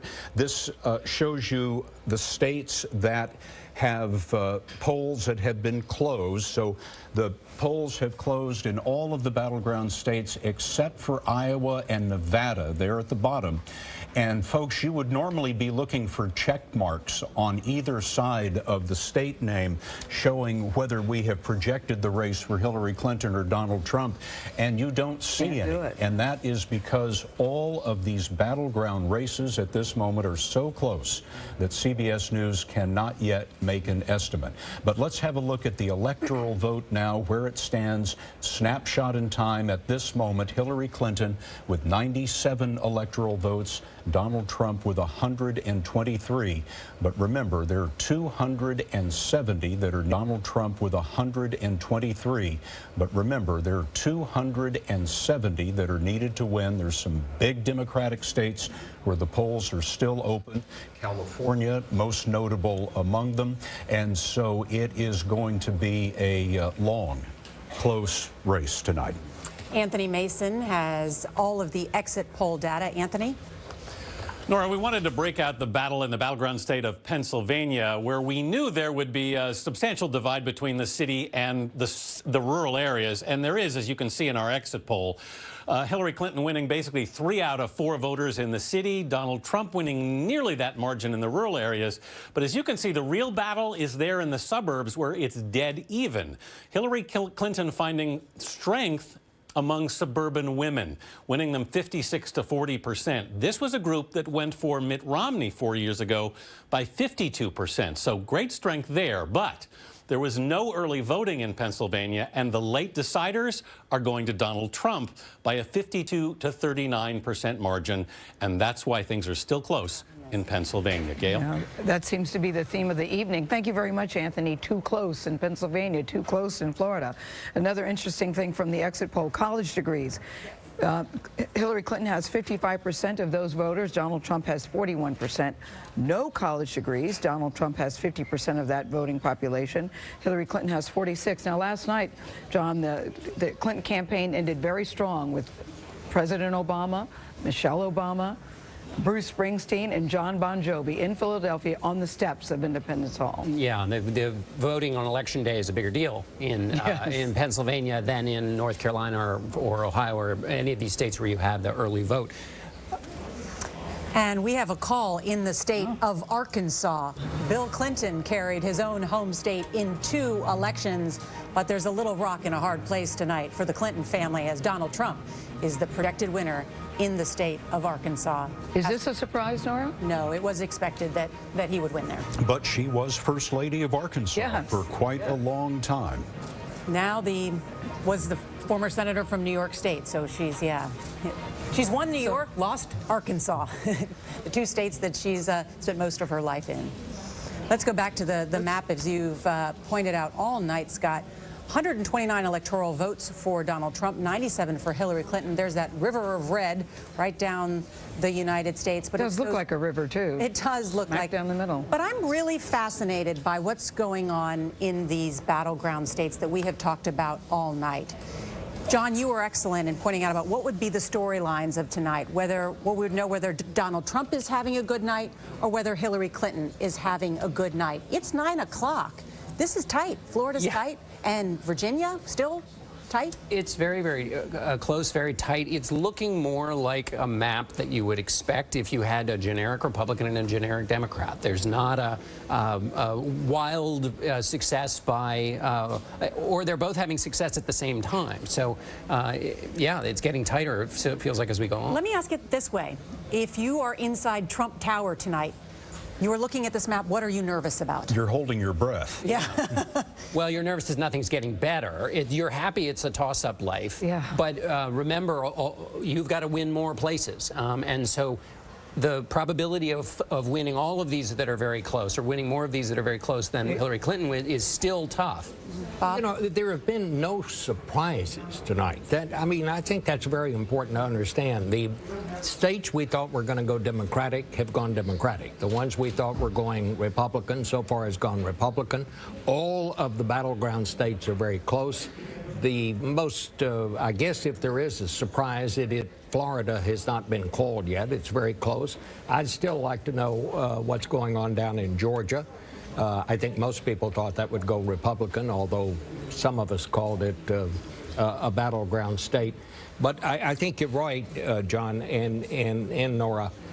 They've got to start winning something they weren't supposed to win if they're going to win tonight. That is their path to victory. So far, everything is going just about like we thought it was going to go. But did we think it would be this close, though, John? Did we think that these battleground states would be toss-ups at this time of the evening? Well, you know, it does take a little while for us to call them. Now, they seem to be getting tighter as the night goes on. Usually, you start to call one of these battleground states around 9-ish in the past 2 elections. So, you know, that's usually what happens. But we're just not there yet, but we knew it was going to be close because of the way the polls have looked. And now we're going to, you know, another state that we're going to talk about in a little while is Michigan, and that's another one of these great question marks because that's where Donald Trump made a last-ditch effort. And that's a traditionally blue state. That's right. He spent a lot of time there. Well, Charlie Rose is standing by with our political panel. Charlie? Thank you, Scott. I'm with Republican strategist Frank Luntz, Peggy Noonan of the Wall Street Journal, and Michael Gerson of the Washington Post. Picking up on the conversation, why is it so close in the battleground states? Is that the nature of battleground states? Tens of millions of dollars in advertising, get out the vote efforts like you haven't seen, phone calls, direct mail, emails, texts. These people have been watching politics 24/7 for the last 4 or 5 months, and so everyone's engaged, everyone's involved, everyone's voting, which is why it takes so long to count the votes, because the turnout's so high. Peggy, same thing. Yes. You're surprised? I am. That close in these battleground states? So far, I am. One of the things I'm thinking is, one of the problems Trump had is that he talked in a way about certain policies, like policies appealing to the working class, and it had some real power, but the way he talked about those issues and his approaches was limited or seemed to people, to the white working class, as opposed to the Latino working class, the black working class. Do you know what I mean? He started out with policy insights and then limited his own appeal. Ronald Reagan used to say that Latinos had a natural home in the Republican Party. He believed it. I believe it. Yeah, I think Trump has benefited from extreme partisanship in America. I think never Hillary trumped, never Trump in many voters' minds. And this has made it closer. We're also seeing a real reaction against the establishment and globalization across the Western world. There's something going on having to do with populism and the reaction to elites. Populism is about ideas. There's also a question of this election being about personality rather than ideas. Yeah, I don't think issues mattered. And in fact, I'm looking at the statistics from the exit polling. In terms of qualified, 53% said Hillary Clinton. She's been a United States Senator, Secretary of State, First Lady, and only 53% thought she was qualified. Donald Trump, it was just 37%. Having the right temperament, which was the biggest spread of any of them, 56% Hillary Clinton, only 34% Donald Trump. They did not vote on issues. They voted on candidate persona, and that's where Hillary Clinton had the advantage. I think it was in part an issue election. I think Donald Trump had real insights on issues and policies that might have a profound impact changing the Republican Party, but he showed at the same time, as he spoke and acted out and did his 3:20 a.m. tweets, that it was reasonable for you as a voter to doubt his temperament, to doubt sometimes his stability, to doubt his character. That was his problem. There were issues, but he didn't do them well. But this wasn't doubting. This was actually hatred. I think in some cases, yes. In the aftermath of this election, America is going to need a healer with real skills to bring together the country. Neither of these candidates has shown that set of skills. We'll come back to that point. Thank you so much. Back to Scott. Scott? Charlie, thank you very much. John Dickerson? You know, they're talking about what the next candidate has to do. I was talking to some Senate Republicans who were already, before this, we started to get results in tonight, were talking about what Hillary Clinton would have to do to reach out if she were to win. It was a bit of an odd conversation to have because the vote hadn't taken place. They were already assuming a bad night for Donald Trump, but they were already laying the markers that she had to meet, and they said she can't be a kind of Elizabeth Warren type a Democrat, very liberal. And so I guess the point is, for whoever wins tonight, the traps are laid for them, and the score will already start being kept based on what they say in their victory speeches in terms of this question of whether a whole new round of partisan battle begins once the new president, no honeymoon. The minute they win, those partisan battles are going to pick up. Are we to believe, though, John, that temperament doesn't matter? I remember very vividly, nor the debate that we covered, that Hillary Clinton said in the middle of the debate, he is not fit to be president.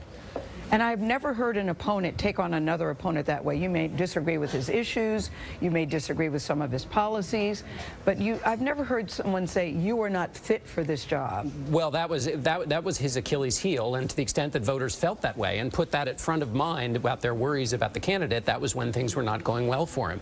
They started to go better when people could focus on him as a change agent in Washington, and they want Washington changed.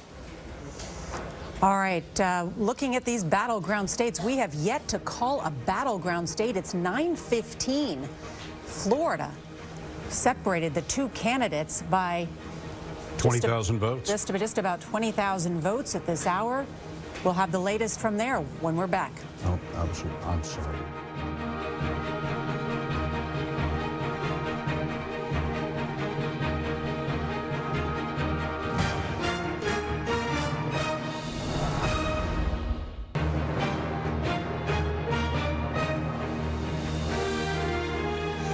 Well, if they are watching CBS News inside the Trump Tower, they probably made a small cheer as we are watching this contest tonight. Not only is Florida a toss-up too close to call at this hour, but we had the state of Virginia as lean Clinton. It's now in the toss-up category. What's going on, John? Well, it's getting closer for Trump. Remember when we talked about the difference between edge and lean? The idea was always that it could roll back the other way. And so now Virginia, which was leaning down, leaning to Hillary Clinton, is now back in the toss-up category. So while things are tight in Florida, they're also now tight in Virginia. But so do we know why? We don't know why. Maybe Anthony knows That's why Scott Pelley has gotten up. See, Scott Pelley is no longer here because he's all the way over at the decision desk. All right, really good. Not that far Scott, you better have an answer. I do not, but I bet Anthony Salvanto, our director of elections, does. He's our numbers guy tonight. Anthony, what's going on in Virginia? Okay, I'll tell you why. The western part of the state is going for Trump very heavily, more heavily than we would have expected, even for a Republican. Coal mining area, farming area. All this out here, exactly. Coal country, all out west of Roanoke, okay? Then, all over here in the D.C. suburbs, the place is so critical to Hillary Clinton. She is doing well, but just not well enough. Maybe 2 or 3 points tracking right now behind where she needs to be. So you look up here in places like Prince William and Loudoun, all of this taken together is tracking just a little behind where she needs to be. And we want to remind the audience that blue is Hillary Clinton, red is Donald Trump. Donald Trump doing very well in the rural areas, Hillary Clinton confined mostly to the cities. There's definitely that rural-urban split, but let me also say what I mean by needs to be, where people need to be. Each of these campaigns is going to have vote targets, people who reliably vote Democrat or reliably vote Republican. In a partisan race like this, if that's off even a little bit, it makes the state a lot tighter. And this is a pattern we're seeing in so many states, Scott. Now let's have a look at Florida. Hillary Clinton and Donald Trump both holding their breath and turning blue over Florida right now. There's been a record voter turnout there. Yes, there has. And same pattern, okay, down here in the southern part of the state, Hillary Clinton doing well, but just not well enough. But here's the real story. You go out here in and around the Orlando area, everybody talks about the I-4 corridor as a swing area. But what Donald Trump is doing here is, it's not just swinging it, it's that he's adding up small, relatively small numbers of votes in all of these relatively smaller counties, and that is offsetting whatever Hillary Clinton can get in the Democratic counties. So it's that rural or suburban, even ex-urban areas where he's overperforming and, of course, doing well in the Panhandle. 93% of the vote has been counted in Florida. Trump must win Florida to win the presidency, and so far he's doing it. Well, he is, but let me tell you, when we see percent in, sometimes precincts report, and you'll hear people say, oh, there's so many precincts reporting, but with so many absentee votes in Florida, those don't always come in as precincts. So you can sometimes see more votes than you see precincts, and that's what's going on here. Anthony Salvanto, thank you very much. We will remain on Battleground Watch when we come back.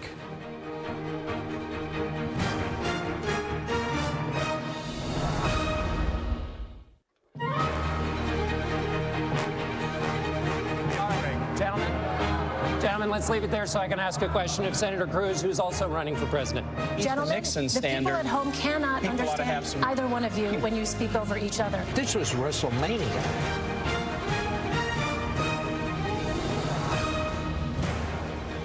Election night on CBS, it is still WrestleMania tonight as we have been unable to project any of the 13 battleground states that will decide this election. Let's go to our map that shows where the election stands right now. Well, we have our there it is. There's the map that shows you right where things are at this very moment. Red states are Trump. Blue states are those states that we have projected for Hillary Clinton. The states in white, ladies and gentlemen, are places where the polls have closed, but the count is so close, we are unable to project which candidate is the winner in those states. Hillary Clinton with 97 electoral votes, Donald Trump with 129. Scott, we have something really interesting going on right now that we should talk about, and we'll go through these states one by one. I want to tell everybody. But a state like Michigan, that in the last election that we had called at 9 o'clock, it's now 9:30. We're not able to call that state. So let's go through, because I want to talk about a number of these states that we've not called at this point. We'll first start off with Pennsylvania. The current estimate there, CBS News estimate, that is a toss-up. Now, we have just 16% of the vote in, but again, this is based on actual votes, exit polls, and others, but it is a toss-up. Look at the state of Florida.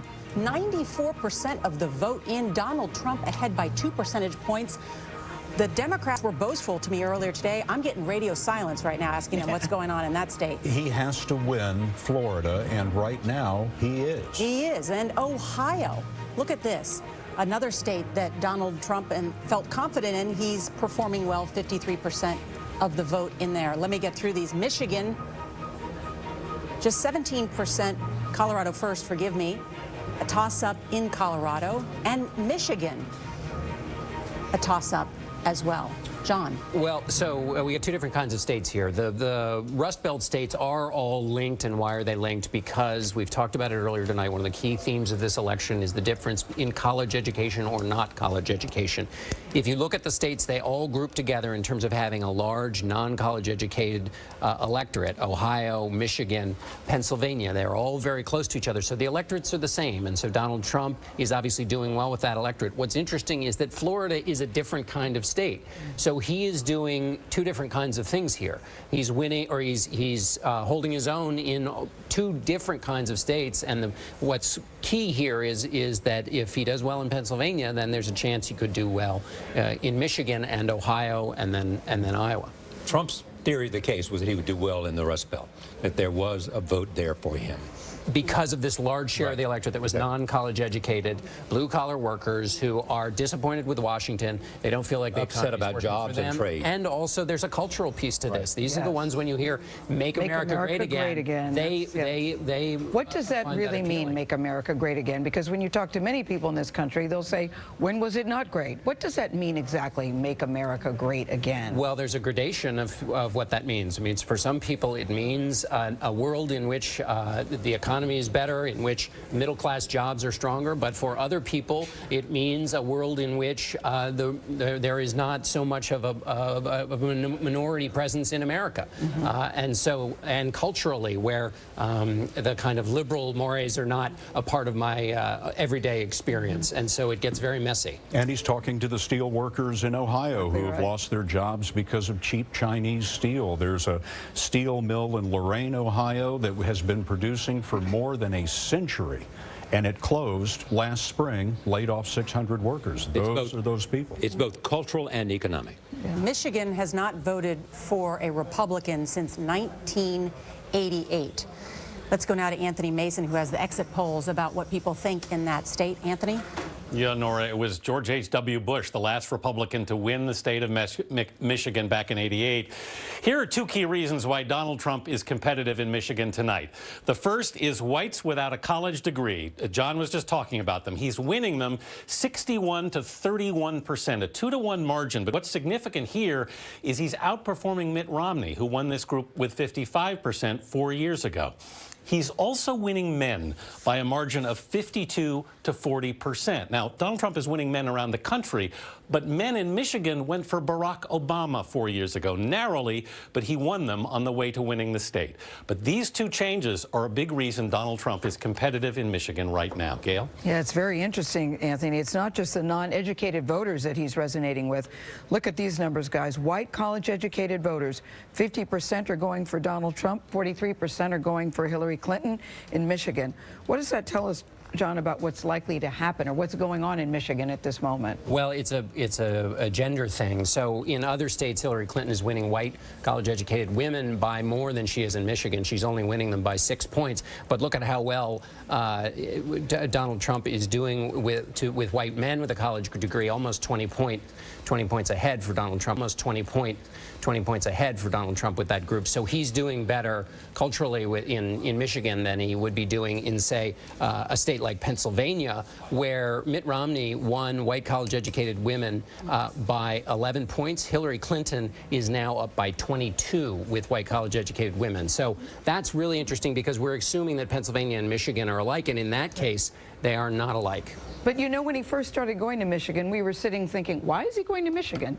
That's such traditionally a blue state. Why is it Donald Trump? Why is he spending time there? Well, because of those yeah, I see it. Yeah, I see it. And we're not the only ones watching the results of the election as they stand so far. Wall Street is watching, and the Dow futures are down 400 points at this point. The market hates uncertainty, and if there's anything we can say conclusively about tonight, it is uncertainty. Yeah, Michigan is one of those blue states that we talked about that Donald Trump wanted to pick up.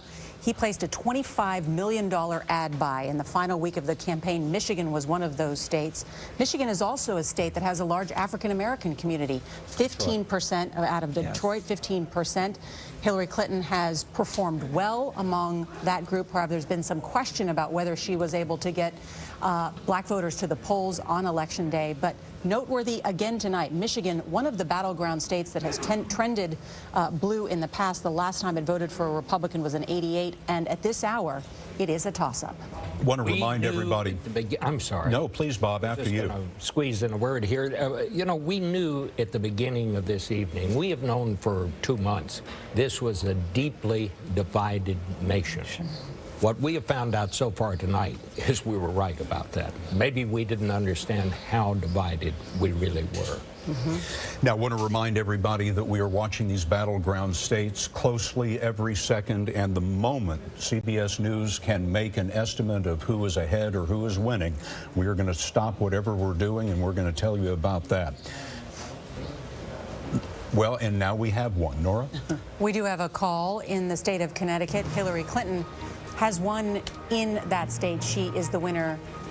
Not a big surprise there, not a huge electoral cache of votes. Not a big surprise there. Now Hillary Clinton has 104 electoral votes to Donald Trump's 129. Still very early yet, but the tale of the evening is going to be told in these 13 battleground states. Now, Nancy Cordes is following all of this for us from Clinton election night headquarters here in New York City. Nancy? Scott, I just got off the phone with a top Clinton campaign official and asked him what the campaign makes of the situation in Florida, where you were just discussing how close the race appears to be right now. He said, look, we have been saying for 6 months that this race would be close, and that is what we are now seeing. He pointed out that not all of the votes in Broward County, the second most populous county in the state, are in yet. That is a big Democratic stronghold. But he also pointed out that their electoral strategy does not rely on winning Florida. Yes, they would love to win it, but they still continue to believe that their most likely path to 270 involves the battleground states of Nevada, Colorado, Pennsylvania, Michigan, and Virginia. Now, you were also discussing the fact that Donald Trump appears to have made up some ground in Virginia, so I asked him what's going on there. He pointed out that Fairfax County, the most populous county in Virginia, Northern Virginia, has only reported about 50% of its votes so far. He said this happens every 4 years. Fairfax County reports late. Democrats start to freak out. They feel that they're losing the state, and they come back and win. And he says he's very confident that that's what's going to happen in Virginia. How confident? Well, we've already been told by the Clinton campaign that the Clintons, both Hillary and Bill Clinton, have been working with their speechwriters on a speech, making some final edits, and that those speechwriters have left the room and are now inputting those final edits. And that's significant because yesterday we were told that those speechwriters had prepared 2 different speeches for her, a concession speech and a victory speech. And the fact that they have settled on one means that they believe at this point that she's going to win. Nancy Cordes, thank you very much. And Nancy, if you can still hear me, is there any reporting from the Clinton campaign about what they think is going on in Florida? You know, they say it's a nail-biter. They really weren't willing to make a prediction about whether she will win or not. They say it's just incredibly close. Same situation in North Carolina, and that's why they sent all of their resources down to those 2 states. But they say if they pull off one, if they pull off both, it'll be great, but they're not relying on the states the way that the Trump campaign is. Nancy Cordes at Clinton campaign headquarters right now. We should point out, too, Scott, you first brought this up, the Dow now down 500 points. At the same time, we have a CBS News projection at this hour. In the state of Louisiana, Donald Trump is the winner. No big surprise there, of course. That's not a battleground state. Expected it to go Republican all along.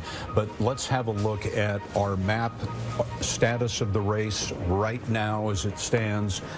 Hillary Clinton with 104 electoral votes, 137 for Donald Trump, 270 needed to win. The red states we have projected for Donald Trump. The blue states we projected for Hillary Clinton. The states in white are those states that the polls have now closed, but they are too close to make a projection. Major Garrett is at Trump campaign headquarters for us tonight. Major?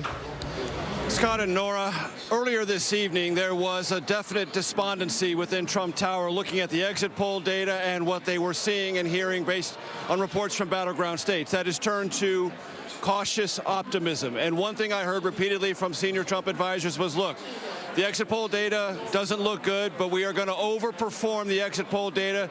Just as we predicted to you, we would overperform public polls. How much? Maybe 1 or 2%. The trend lines we're seeing tonight, according to Trump Tower, reflect that overperformance of what is noted in the exit polls and the public polling of these battleground states before votes actually started being counted. Let's talk about Florida for a second. Just got off the phone with Susan Wiles, who is the Florida director for the Trump campaign. Her direct quote, "We feel pretty darn good about the prospects in Florida."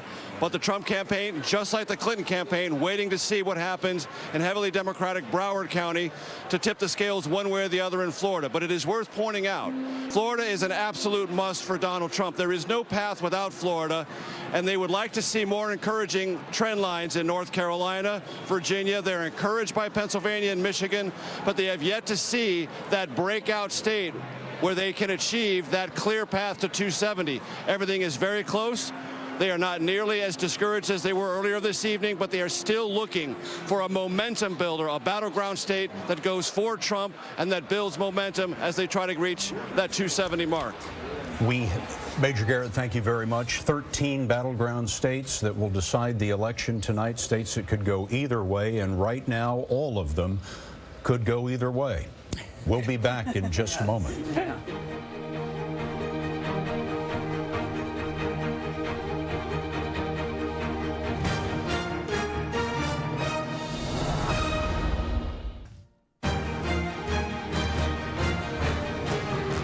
The best political reporting every morning on CBS This Morning. It's election night on CBS, and what an election night it is. Let us show you where the race stands right now at this moment. This is our map of the Electoral College vote. We have Hillary Clinton with 104, Donald Trump with 137. The red states for Trump, the blue for Clinton. The white states are what we are watching right now. Those are states where the polls have closed, but the vote is so close in those states we cannot project who might be the winner. John Dickerson. Well, if I'm a Clinton supporter and I'm looking at Virginia, this state that was once lean for Hillary Clinton and is now a toss-up, I'm paying a lot of attention to Fairfax County. As Nancy Cordes reported, 80% of the vote is in. Hillary Clinton is down overall just 10,000 votes. Fairfax County brings in, Barack Obama got 260,000 votes there. So this is the suburbs of Washington, D.C. This is Fairfax County is just outside of Washington, D.C., a very strong Democratic county.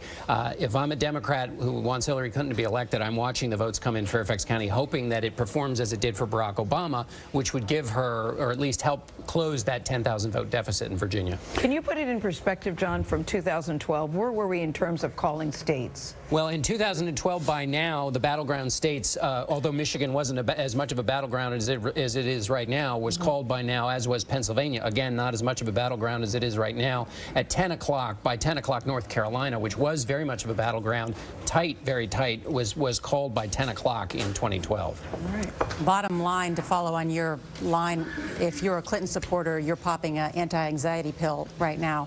Charlie Rose is over with the panel. Charlie?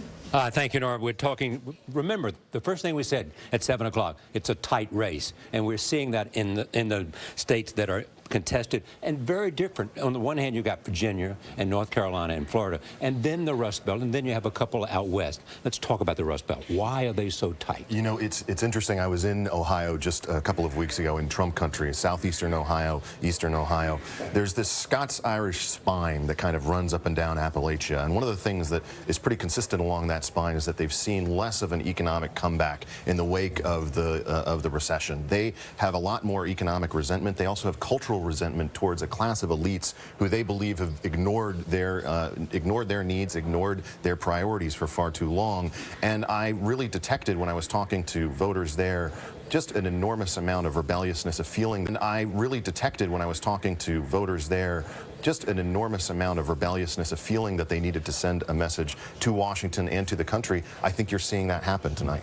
Jamal? I want to talk a bit more about that cultural resentment, because I think we run the risk of sort of painting it a little too amorphous. But remember, Trump ran his campaign. He began his campaign attacking Hispanic immigrants and various other racial and ethnic minorities. And I think some of this cultural anger we should correctly identify as being racial animus, and that it's significant that Trump has closed so much of a gap and done so well with white voters across the country. Racial because they believe as they gained in terms of voter strength and economic strength. That they were losing. Right. That's sort of zero-sum view of American life. It is zero-sum, but I think that the other aspect of it is the message Trump was sending was, it's not your fault that things are this way. It's the fault of immigrants or bad trade deals or wasteful wars, etc. And that was a message that they responded to. Correct. Well, I mean, Donald Trump has run, for a Republican especially, a very negative campaign. Not just so much negative as far as attacking his opponent, but also negative, very pessimistic. It's like America is really suffering. Make America great again. It's backward looking. So in a sense, I mean, that was directed perfectly to the states he needs in the rest of the night: Ohio, Michigan, Pennsylvania. And those are, I mean, he needs to break through certainly in either Michigan and Pennsylvania, and we'll see if that's going to carry him through. But it does seem like pessimism has helped him there. Yeah. To his point, it's that power of nostalgia. Nostalgia for a time when the Rust Belt felt stronger, when there were more jobs, when there were stable situations. In Ohio, union voters went for Barack Obama in 2012, 60-37. Now it's 49-44, essentially even in terms of the exit poll data. And I think a second big question here is, to what degree are college-educated white voters okay with Trump's campaign of nostalgia, of racial animus? I think the assumption has been that they wouldn't be okay with it, but perhaps in states like Florida and North Carolina especially, they may just be. Quick point. And it also seems like he is maybe overperforming in the very early numbers, granted, but it also seems like Hillary Clinton might be slightly underperforming, maybe among Hispanics as far as the volume of them going for her in Florida. I think Fairfax obviously is key in Virginia. And the night is young, and in some of those cases we've only heard about 20 to 25% of the vote. Back to Nora. All right, Charlie, thank you. That's right. 13 battleground states that we are watching very closely. 4 years ago, we had called 2 of them. We've yet to call any of them tonight. We're going to go state by state, go in depth and explain why this race is so close at this hour. You are watching CBS News election coverage. With the wrong city. Patriots Day. This film does not get rated.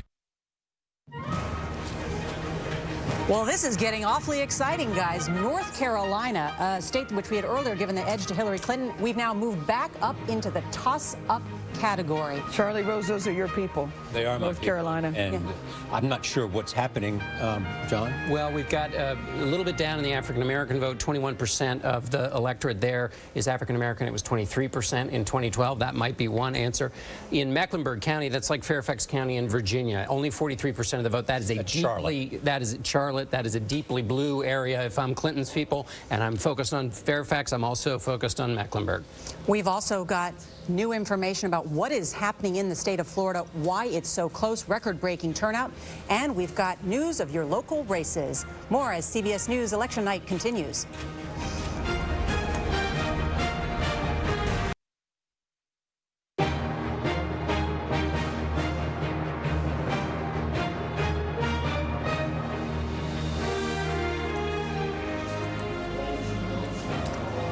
Battlegrounds of the United States. This race is close. We can't project a winner yet in a single one of them.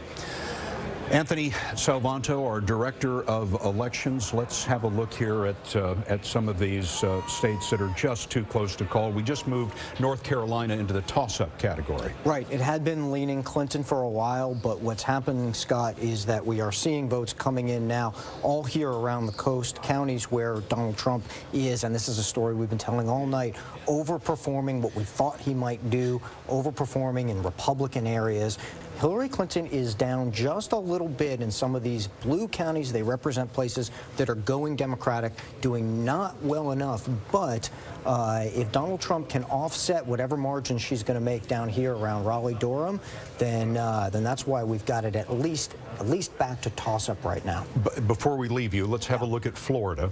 Yeah, let me tell you what's going on. In Florida, extremely close. Donald Trump has to win it. He has, well, you know, he probably has to win it. But let me tell you what's happening here. We're seeing record turnout, as you mentioned. But what happens is, when we look at these counties and we say, how much of the vote is in? Well, votes keep coming in because turnout is so high. So what happens is in our models, we're waiting to see 100% in, but that bar keeps getting higher and higher because more and more votes keep coming in. So in that case, we just have to wait and see what the final tally is going to be. Anthony Salvanto, thank you very much. Nora O'Donnell has the breakdown of each of these 13 states tonight. That's right, Scott. Thank you so much. And let's just say what it is right now. It is a white knuckles kind of night. You're either opening a second bottle of wine or you're brewing a new pot of coffee, because we've got a long way to go tonight. So let's go through all of these states, starting with Florida. Take a look at the Sunshine State. It is still a toss-up. We have more than 90% of the vote in. Donald Trump ahead by about 2 percentage points there. Just so you know, Anthony was telling us earlier that they're expecting a record turnout in this state. Let's look at Ohio. Also, just about 70% of the vote in. Donald Trump leading there. North Carolina, Donald Trump leading in that state. In the state of Virginia, you can see how close the margin is there. Clinton's team waiting for Fairfax, that Northern Virginia, to come in. Pennsylvania, another battleground state. Look at that. Another toss-up, 48-48. Let's take a look at the Keystone State of Pennsylvania. First, we'll go to Georgia. Bob, you were asking about Georgia. Donald Trump giving him the edge in the state of Georgia. Let's take a look at New Hampshire. Also a toss-up at this hour. And Michigan. Just about a quarter of the vote in there. CBS News estimating that as a toss-up. And Arizona, a state, of course, that has just closed 0-0 at this point. As part of the early vote, the Hispanic vote will be key there. Let's wait and see. And then Wisconsin. CBS News also calling that battleground a toss-up, I think. And Colorado, a toss-up at this hour. Remember, Colorado is a 100% mail-in vote. Be interesting to see how that particular state turns out. Let's just pull back for a second, John, since we've just gone through all of those boards, what it means. Well, I'm just looking here in Florida, and to Anthony's point about turnout. I mean, in the big counties of Broward and Palm and Miami-Dade, you're seeing 30,000, 40,000, 50,000 more votes for Hillary Clinton, but also in Broward, 10,000 more votes for Donald Trump. In Palm Beach, which he's familiar with, 13,000 more votes for Donald Trump. So both sides are going up, and that's why it's so close. Let's have a look at the Electoral College map quickly to show you where the race stands right now. Hillary Clinton, 104 electoral votes. Donald Trump, 140, 270 are needed to win. In other words, Donald Trump is well over halfway there. Some big Democratic counties, of course, like California, for example, the biggest of all. Still, we haven't heard from them because the polls haven't closed. But at this snapshot in time, Donald Trump more than halfway there. The red states, we have estimated for Trump. The blue states we've estimated for Hillary Clinton. The white states are states where the polls have closed, but they're too close to call. Well, Donald Trump said from the very beginning he was going to do it his way. He was going to run an unprecedented campaign. And clearly his message is resonating, depending on your point of view. Back to your point, Nora, you're doing the hula, or friends I know are calling on sweet black baby Jesus right about now. It really depends on where you stand in this election. And so far, people, he said he wanted to do it. He said he wanted to make a change, and people have liked the message that he is giving people tonight. Yeah, Elaine Quijano, you're hearing from the Trump family, I understand. They're posting on social media. Yes, yeah. Let's go ahead and show you that first. I want to return to the issue of Florida, but let's go ahead and take a look at what Donald Trump himself tweeted just a short time ago. This was At 9:45, he said, watching the returns at 9:45 p.m., hashtag election night, hashtag make America great again. And you can see in that picture there, of course, his family. You see his running mate there, Governor Mike Pence. But I want to go back to Florida for a moment because we had talked at the outset of the millennial vote and the affinity for third-party candidates. Well, now we have a little bit of data because you recall going into it, I said about 13% or so of millennials were saying that, you know, they would go for another candidate. Well, now in Florida, with 95% of the vote in, we know that those who chose Gary Johnson and Jill Stein combined for over 265,000 votes. Wow. And when you consider that Donald Trump and Hillary Clinton separated by just 134,177 votes, perhaps the third-party candidates are a factor. That's really interesting. Yeah, also happening in North Carolina, where the share of the vote for the younger voters of 18 to 29 is up to 19%. That's 3 points higher than in 2012. But here you have Gary Johnson getting 7% of that vote. Hillary Clinton only getting 58% of the vote, which is down from Barack Obama, got 67%. So, Gary Johnson being the Libertarian candidate, the third-party candidate. And on climate and change issues like that are very appealing to millennials. Bob Schieffer, you had a point. I was just listening to Nora run through these states here, and you know, we call these battleground states in the beginning, but we had picked out favorites. Like, for example, we thought Colorado was going to be a battleground state, but we thought that Hillary Clinton was probably, in fact, some of the Clinton people told me it was already theirs. Yeah. Last week they were talking about it's now a toss-up. Pennsylvania. I think most people thought that was leaning toward Hillary Clinton. That was maybe the safest big battleground state for her. It's a toss-up. Georgia, we always thought that would go Republican, and it's going that way. But then Michigan, I think most people thought that was in the Democratic column, leaning that way, even though it was a battleground. So we are seeing things now, and it seems to be a trend here, where we see him leading in some places, or at least toss-ups where we didn't think that. How do you explain it, Bob? How do you explain it, Bob?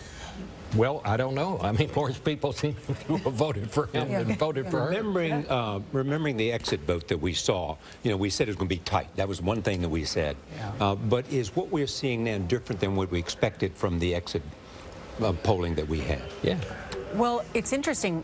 We just have some new numbers out of Virginia. Anthony Mason can share those with us that I think will shed some light on what is going on in the Dominion state. Anthony? Yeah, Nora, we want to look at three potential trouble spots for the Democrats in Virginia. First is among white women with college degrees. This was a group that Hillary Clinton wanted to perform very well with, but as you can see, Donald Trump is running just about even with her among highly educated white women. The second group, young voters. Now, Clinton is winning young voters over, well, very strongly, 51 to 38%. But Barack Obama got 61% of young voters 4 years ago, so she's underperforming by 10 points here. And finally, voters in Virginia view Hillary Clinton almost as negatively as Donald Trump on the issue of honesty and trustworthiness, as you can see right there. So three problems, three areas of trouble for Clinton and the Democrats in Virginia, which is surprisingly a toss-up right now. Gail? All right, Anthony, following up with what you're saying about Virginia, the independent voters there, 49% voted for Donald Trump, 41% voted for Hillary Clinton. Independents, it seems, can make a real difference here, John. They can. I was just looking here at the, we were talking earlier about in Virginia, Fairfax County coming in now for Hillary Clinton, so that she was down 10,000 votes. She's now up by almost 17,000. So that's how, again, those Democrats looking for hope, they're finding it in there. Let's check in on the state of Missouri, because CBS News projects that Donald Trump has won the state of Missouri.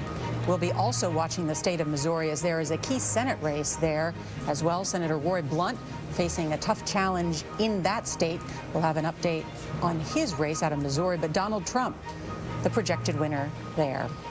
Now with 150 electoral votes on his way to 270, those being the votes needed to win the presidency. Hillary Clinton still at 104. And that was pretty much expected. Missouri. Yes, Missouri.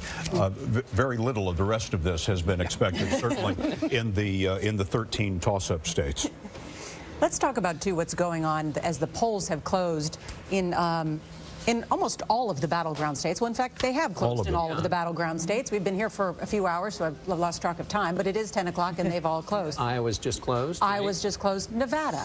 Well, two fascinating. Iowa is a state that Barack Obama carried twice. Is one of those states where it's got an older population even than Florida. It's got a highly blue-collar or non-college educated and a big white population. So that the Clinton people have thought Iowa gone. Nevada, very interesting because before tonight, based on the early vote, the Clinton campaign and Democrats were basically saying that Nevada was really going to be in their column. That Donald Trump couldn't match on Election Day what they had been able to accumulate in the early vote. Well, that may be another thing that gets undone by what we're seeing tonight.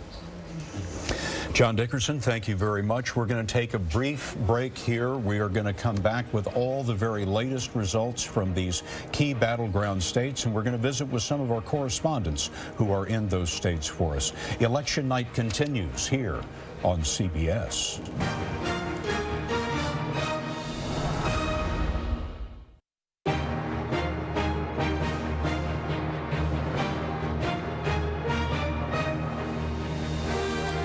Election night on CBS, we have an important update for you on Ohio. We have now moved Ohio into the likely Republican category. Anthony Salvanto, our Director of Elections, tell me about Ohio. Well, Scott, it's not a projection yet, but let me show you why this is trending toward Donald Trump. We always talk about Cleveland and how Hillary Clinton had to get big turnout there. She's doing okay, but I would point you to these counties around Cleveland, places like Lake County. Democrats often do well in the suburbs around Cleveland, too. Hillary Clinton is not. Donald Trump is outperforming. Again, I've used that word 100 times tonight, but he is outperforming what Republicans typically do in these counties here along the lake. And if that holds, then he could very well take Ohio. Tell us about the rest of the upper Midwest. Yeah, it's so important, Scott. We talked coming into this night that if this would be what they called the blue wall, Hillary Clinton's base where these states reliably vote Democratic, but they're full of the kind of blue-collar workers and voters that usually go Democratic, but Donald Trump has been targeting them. And we haven't made projections yet in Pennsylvania, in Michigan, in Wisconsin. All of those are still in play, and as long as that holds, it tells you the story that Hillary Clinton is underperforming what she needs to do. Anthony Salvanto, our Director of Elections, thank you very much. In the closing days of the election, Donald Trump spent extra time in Wisconsin and Michigan, and Nora, it looks like tonight that's paying off. That's right. And as Anthony said it, Hillary Clinton underperforming in a number of these battleground states that she had expected to do well in. We've got reporting from inside these battleground states. Jan Crawford is in North Carolina. Jerika Duncan is in Pennsylvania. First, we'll go to Jan Crawford. Jan? Well, remember, I mean, North Carolina is a state that typically goes Republican in presidential races. Back in 2008, of course, President Obama won this state, but by the narrowest of margins. And then in 2012, Mitt Romney won by 2 points. But still, this was one of those closely fought battleground states that the Clinton campaign thought they could possibly win. And they made a big push here. I mean, Hillary Clinton came for her last stop of her campaign, that midnight rally last night featuring Lady Gaga and John Bon Jovi, attracting thousands of people. And then, of course, today she continued to do radio interviews here in this state, trying to get her message out. But to win this state, she needed to carry the African-American vote, and there were troubling signs there. Now, early turnout, early voting, that was up across the board. The totals about 12% since 2012. But the African-American early vote was down 9%. So we actually saw people, we drove around to a lot of the precincts today, and we actually saw people standing in line, African Americans at polling places, and there weren't that many lines, on the phone making calls saying, why aren't you voting? Come out and vote. People saying that they just weren't going to vote. That is key for her here. On the flip side, Trump needed to turn out those rural whites, people who may not have voted for Romney, they didn't particularly care for him, people who may not have come in 2008. He needed to turn those out, and some of the early voting numbers suggested those voters came out as well. All over, of course, the battle for these 15 electoral votes that are up for grabs in this state. All right, from North Carolina now to Pennsylvania, which is also in the toss-up category. Jerika Duncan is in Philadelphia. Jerika? There was a lot of concern here about potential voter fraud, which is something that Donald Trump made an issue. So you had the district attorney putting extra resources into that voter fraud task force.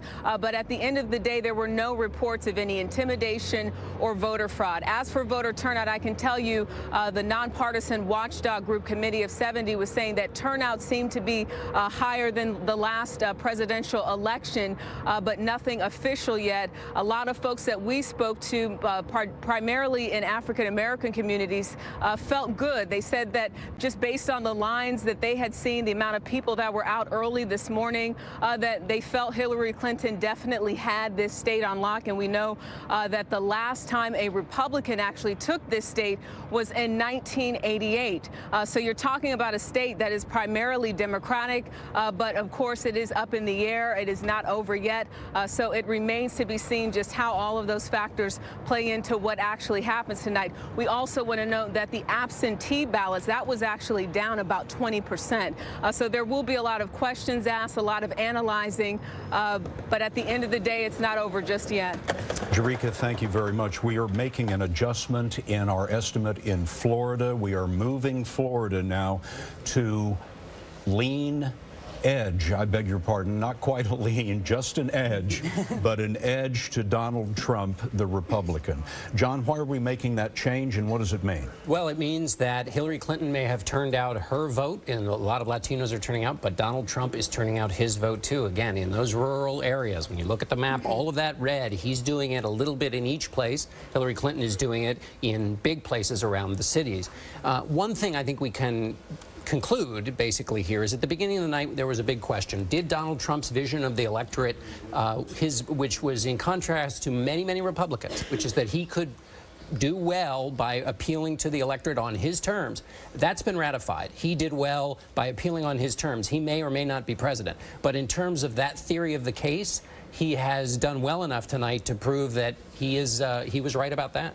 I want to talk more about Florida, but very quickly, in the state of New Mexico, CBS News projects that Hillary Clinton has won in that state. New Mexico now goes for Hillary Clinton, and it's 5 electoral votes. We're going to take a quick break, but when we come back, more on the state of Florida, why it is edge Republican, what it now means for Donald Trump and for Hillary Clinton as they try to put together an electoral vote pathway to victory. We'll explain. We'll be right back.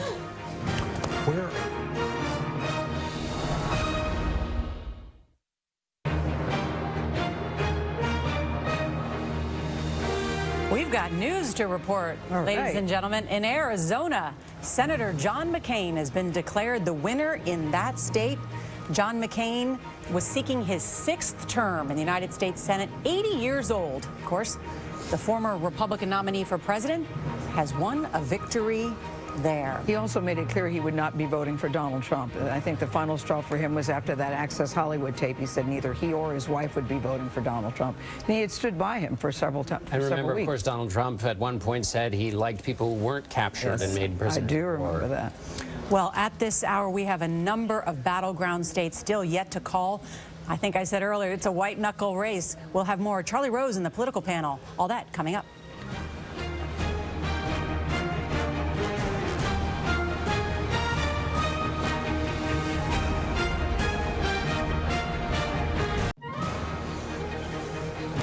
In the state of Virginia, CBS News projects Hillary Clinton has won the Old Dominion. This was a state that was lean edge, it was toss-up. Well, now we're projecting it's been called. Those electoral votes are now in Hillary Clinton's column. 13 electoral votes. Why did it jump around so much? Because, and this will happen in other states over the night, and people should know about this, there are those places where the Democrats do well, those cities which have a lot of votes in them. And if it takes a while for those votes to get cast, Hillary Clinton can be behind and then come back.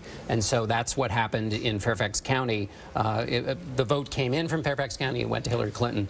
And that, again, suburb of Washington, D.C., and that appears to be what put her over the top. And this is the very first first of the battleground states that we have been able to estimate a winner in. Let's have a look at the battleground map now. Hillary Clinton goes up to 122 electoral votes to Donald Trump's 150. As you know, 270 needed to win the presidency. Still much too close to call in Florida. And CBS News is making a new projection for the state of Ohio. And we'll have that up for you here in just a moment. And there is the state of Ohio. CBS News is projecting that once all the votes are counted, Donald Trump will win Ohio. Now, this keeps his hopes alive. Ohio was a very important state for him to win. He needs to win Ohio. He needs to win Florida. Right now, Florida is too close to make an estimate, but Donald Trump is leading in the vote. There's the electoral vote count right now. Hillary Clinton 122, Donald Trump 168. John, what does Ohio mean? Well, Ohio was one of those states. They're falling into the traditional patterns. Ohio is a state that Donald Trump had a chance to do well in because there was a big portion of the electorate that was non-college educated voters. There's a low portion of the electorate that was minority. And so that was a state, if people were to put it on a list, Ohio would be one that might go in the Trump category. It did. Virginia, a more diverse electorate, also with a larger share of college educated voters, that has gone to Hillary Clinton. So those are ones that have sorted in a way that we would have expected before tonight, which is a change since so much has happened tonight that's been unexpected. But it's also a state where Hillary Clinton pulled out all the stops in terms of star power that she brought to Ohio. I mean, it shows you that celebrity endorsement don't necessarily mean victory on Election Day, very clearly. That's for sure, unless you're a celebrity yourself, in Donald Trump's case, and that seems to have helped him certainly in the state of Ohio. Yes. This is going to be a very close election, because if Donald Trump goes on to win Florida, that will mean he has won 2 of the big battleground states. Hillary Clinton can still win if she wins Pennsylvania, but this one's going right down to the wire. In fact, I spoke with a top Clinton campaign official when I asked about what's going on in the state of Florida, because they had boasted to me earlier in the night that they felt very strong because they had banked a lot of early votes. And at this hour, we have it edging Republican in Florida, edging, to be clear. This top Clinton official telling me it's very tight in Florida, but we can afford to lose it as long as we get Pennsylvania, New Hampshire, and Nevada. And Michigan becomes even more important now. Great point. DeMarco Morgan is with Anthony Salvanto over at our decision desk, and to tell us a little bit about why we made these estimates, Trump for Ohio and Hillary Clinton in Virginia. All right, Scott, let's go ahead and start with Ohio right now. Hillary Clinton was heavily counting on the African-American vote. Looks like it didn't work in her favor. How did Trump win and walk away with the state? Because it wasn't enough, DeMarco, because I'm going to point you to a story of a couple of counties down here around Canton. Now, all through this campaign, we've been talking about those blue-collar voters that might go for Donald Trump, that might respond to his message. It's clear that they did, because there are counties here around Canton, Mahoning County, Stark County, where he has outperformed what Republicans typically do and actually exceeded what is typical, even in the best of times, for a Republican. Maybe they break even there, but he's up 56-40, he's up 53-42 in those places. That's a big reason he wins Ohio. Now, before we move on to the other states, is it safe to call this a surprise tonight? Well, he was up marginally in our polling coming into this, but he had to get this pattern in order to actually pull it off, and he did. So in that sense, our pre-election poll looks like it was pretty much right. Okay, before we talk about Virginia, let's go to Florida. Still too close to call. Yeah, Why? yeah. Florida is an interesting case because we're still counting how many ballots there are, not just who is up. So as we've been saying all night, we've been looking through all these counties around Orlando, around Tampa, places that Republicans usually do well, but he's doing exceptionally well. And the last thing I'll point you to, DeMarco, I want to take you to Virginia, which we also projected for Hillary Clinton. And here she's gotten enough turnout around these D.C. suburbs, even though all the votes aren't counted there yet. That's her area, and so when all the votes come in, we can expect that she'd be able to carry the state. But this is much, much closer than the pre-election polling ever expected. Are you surprised that we haven't called to North Carolina yet? No, that one looked razor tight going in, and it still is. Long night? Maybe. All right. Let's go to send it back to Scott and Nora. All right, DeMarco, there's so much. There's lots to talk about how the rest of this night will go. Charlie Rose is with the political panel. Charlie? And I'm with three women, Peggy Noonan of the Wall Street Journal, Michelle Norris of the Aspen Institute, and Ruth Marcus of the Washington Post. We want to talk about women, and there is a number of divisions that we can speak to. One, college-educated versus not college-educated, young, old, African-American, white, and rural, urban. How is the women's vote influencing this election? Well, look, we may be in the middle of witnessing an epic upset here, so we're just not sure what's going on, but Mr. Trump is performing better than he had seemed to in exit polls and in other polls. Part of that obviously would suggest that A, there actually was something of a hidden Trump vote, and B, some of them would have been women. So we'll figure that out as the days go by. That having been said, Mr. Trump would not be close now, but I think very much in the lead now if his attitude towards and language towards women, minorities, etc., had not been so alienating. Put a lot of them off. I'm sure it cut down on the number of people who were voting for him. You're almost saying if he hadn't done that with respect to women and Latinos, he would be much closer to being president. Yes, actually. I actually once wrote a column called Saying Trump Would Win in a Landslide. If he weren't Donald Trump. Well, there's a different candidate altogether. There's two things that we know. If he weren't behaving as Donald Trump had behaved, he'd have a much better chance of being president. But also, if only men still had the right to vote, he would certainly be president, because we still see a really significant gender gap here. A couple really important points. Women are 53% of the electorate. This looks like this time around, same as they were 4 years ago. But Hillary Clinton is performing better against Donald Trump than Barack Obama did against Mitt Romney with women. I'm going to put on my I might put on my glasses for some of this. She is down 8 points against Trump. With men, she is up 14 points with women overall. With white men, she is down 30 points, okay? She's down with white women, but she's only down by about 8 points. That is less than, that is better than Barack Obama's performance with white women versus Mitt Romney. So I think here's my point. If you're not a Donald Trump fan and he wins, blame the men, don't blame the women. But the story here might be rural women. And rural women who lack college educations. Right. I mean, when I was visiting Ohio not long ago, someone said that, you know, people focus on Hillary Clinton trying to break the glass ceiling, and that perhaps they should have looked at women who, the cracked windshield voters, the people who can't afford to fix the windshield, that can't afford to put food on the table, that can't afford to send their kids to college. And she may have had a harder time reaching out to those voters, because those voters seem to be supporting Donald Trump and much larger. That was in all the focus groups, what you just described, how they felt about her. And there's also a question about those young women and how we still haven't seen precisely those numbers, whether they were as energized as, say, their mothers were. Notwithstanding the fact that electing a woman would be a historic thing. Is it fair to say that the three of you, when you came here this evening, did not believe that Donald Trump might win this election, and now you all three think it's possible? Well, he had a very narrow path at the beginning of the evening, but it seems like that path is not as narrow as it was. I mean, I think, speaking of the room, I think all of us feel that changed within the last hour. Yeah, past hour and a half, we started to see, wait a second, expectations in the polls are not being borne out by the numbers we're seeing on this screen right now. Thank you all. Back to the desk. Nasty women. Not nasty women. Not nasty women. Nastier.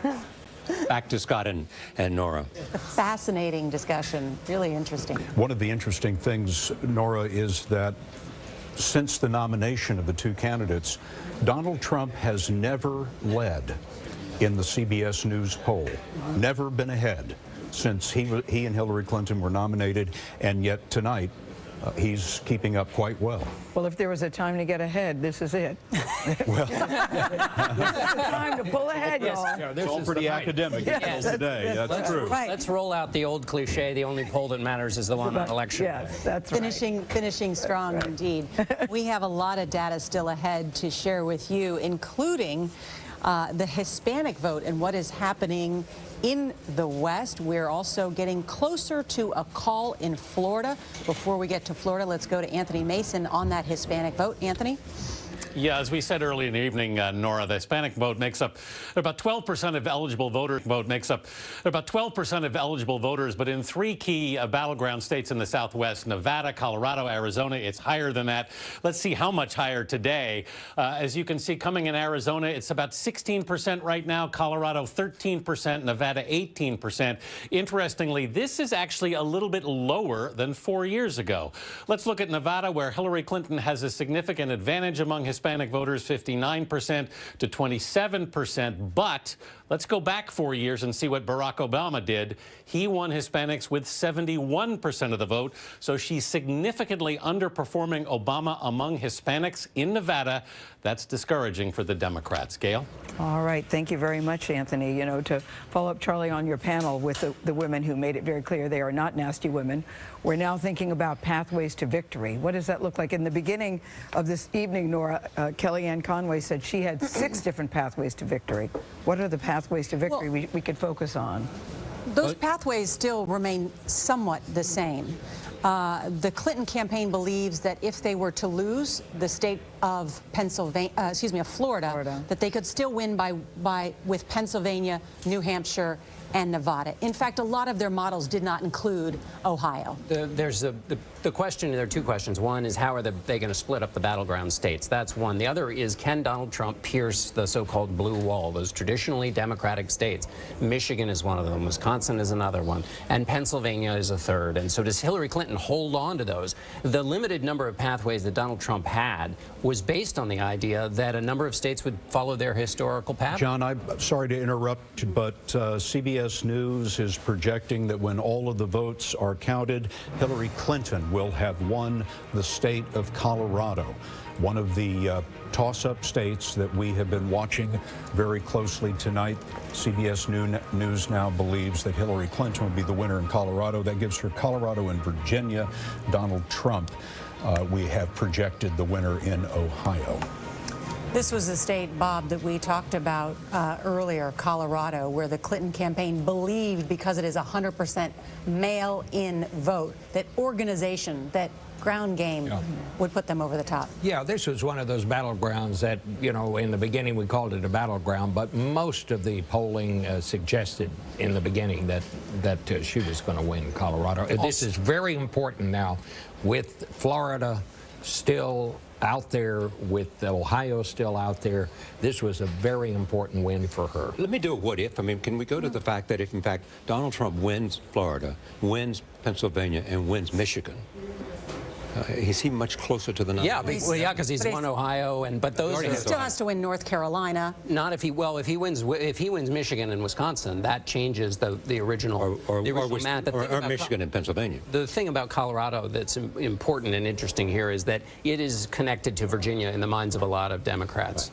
Right. Let's have a quick look at the tally where we stand right now. Hillary Clinton 131, Donald Trump 168, on the way to 270 electoral votes needed to win.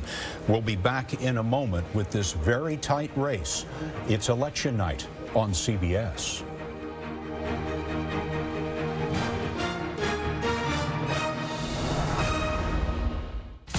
Hi, check out the all-new Chrysler Pacifica. All this space with lane departure warning with lane keep assist. Nice, right? Tell her it has forward collision warning with active braking. Wow. It's an IIHS Top Safety Pick Plus. Can you let the manager know I'd like a really great deal? He already knows. Great deals all month long at the Chrysler Black Friday event. Current owners or lessees of FCA or competitive vehicles finance. And a look forward tomorrow on the CBS Evening News with Scott Pelley. Welcome back to Election Night on CBS, and what an election this is. It's already having ramifications for the American economy. Have a look at this. The Dow futures are now off 632 points. That's about 3.5%. Investors are reacting to this. This is the election as it stands right now. Let's have a look at the electoral vote Hillary Clinton 131, Donald Trump 168. 270 needed to win. Now look at this. This is the popular vote. These are the raw total of numbers of people who have voted. And as you can see, Donald Trump is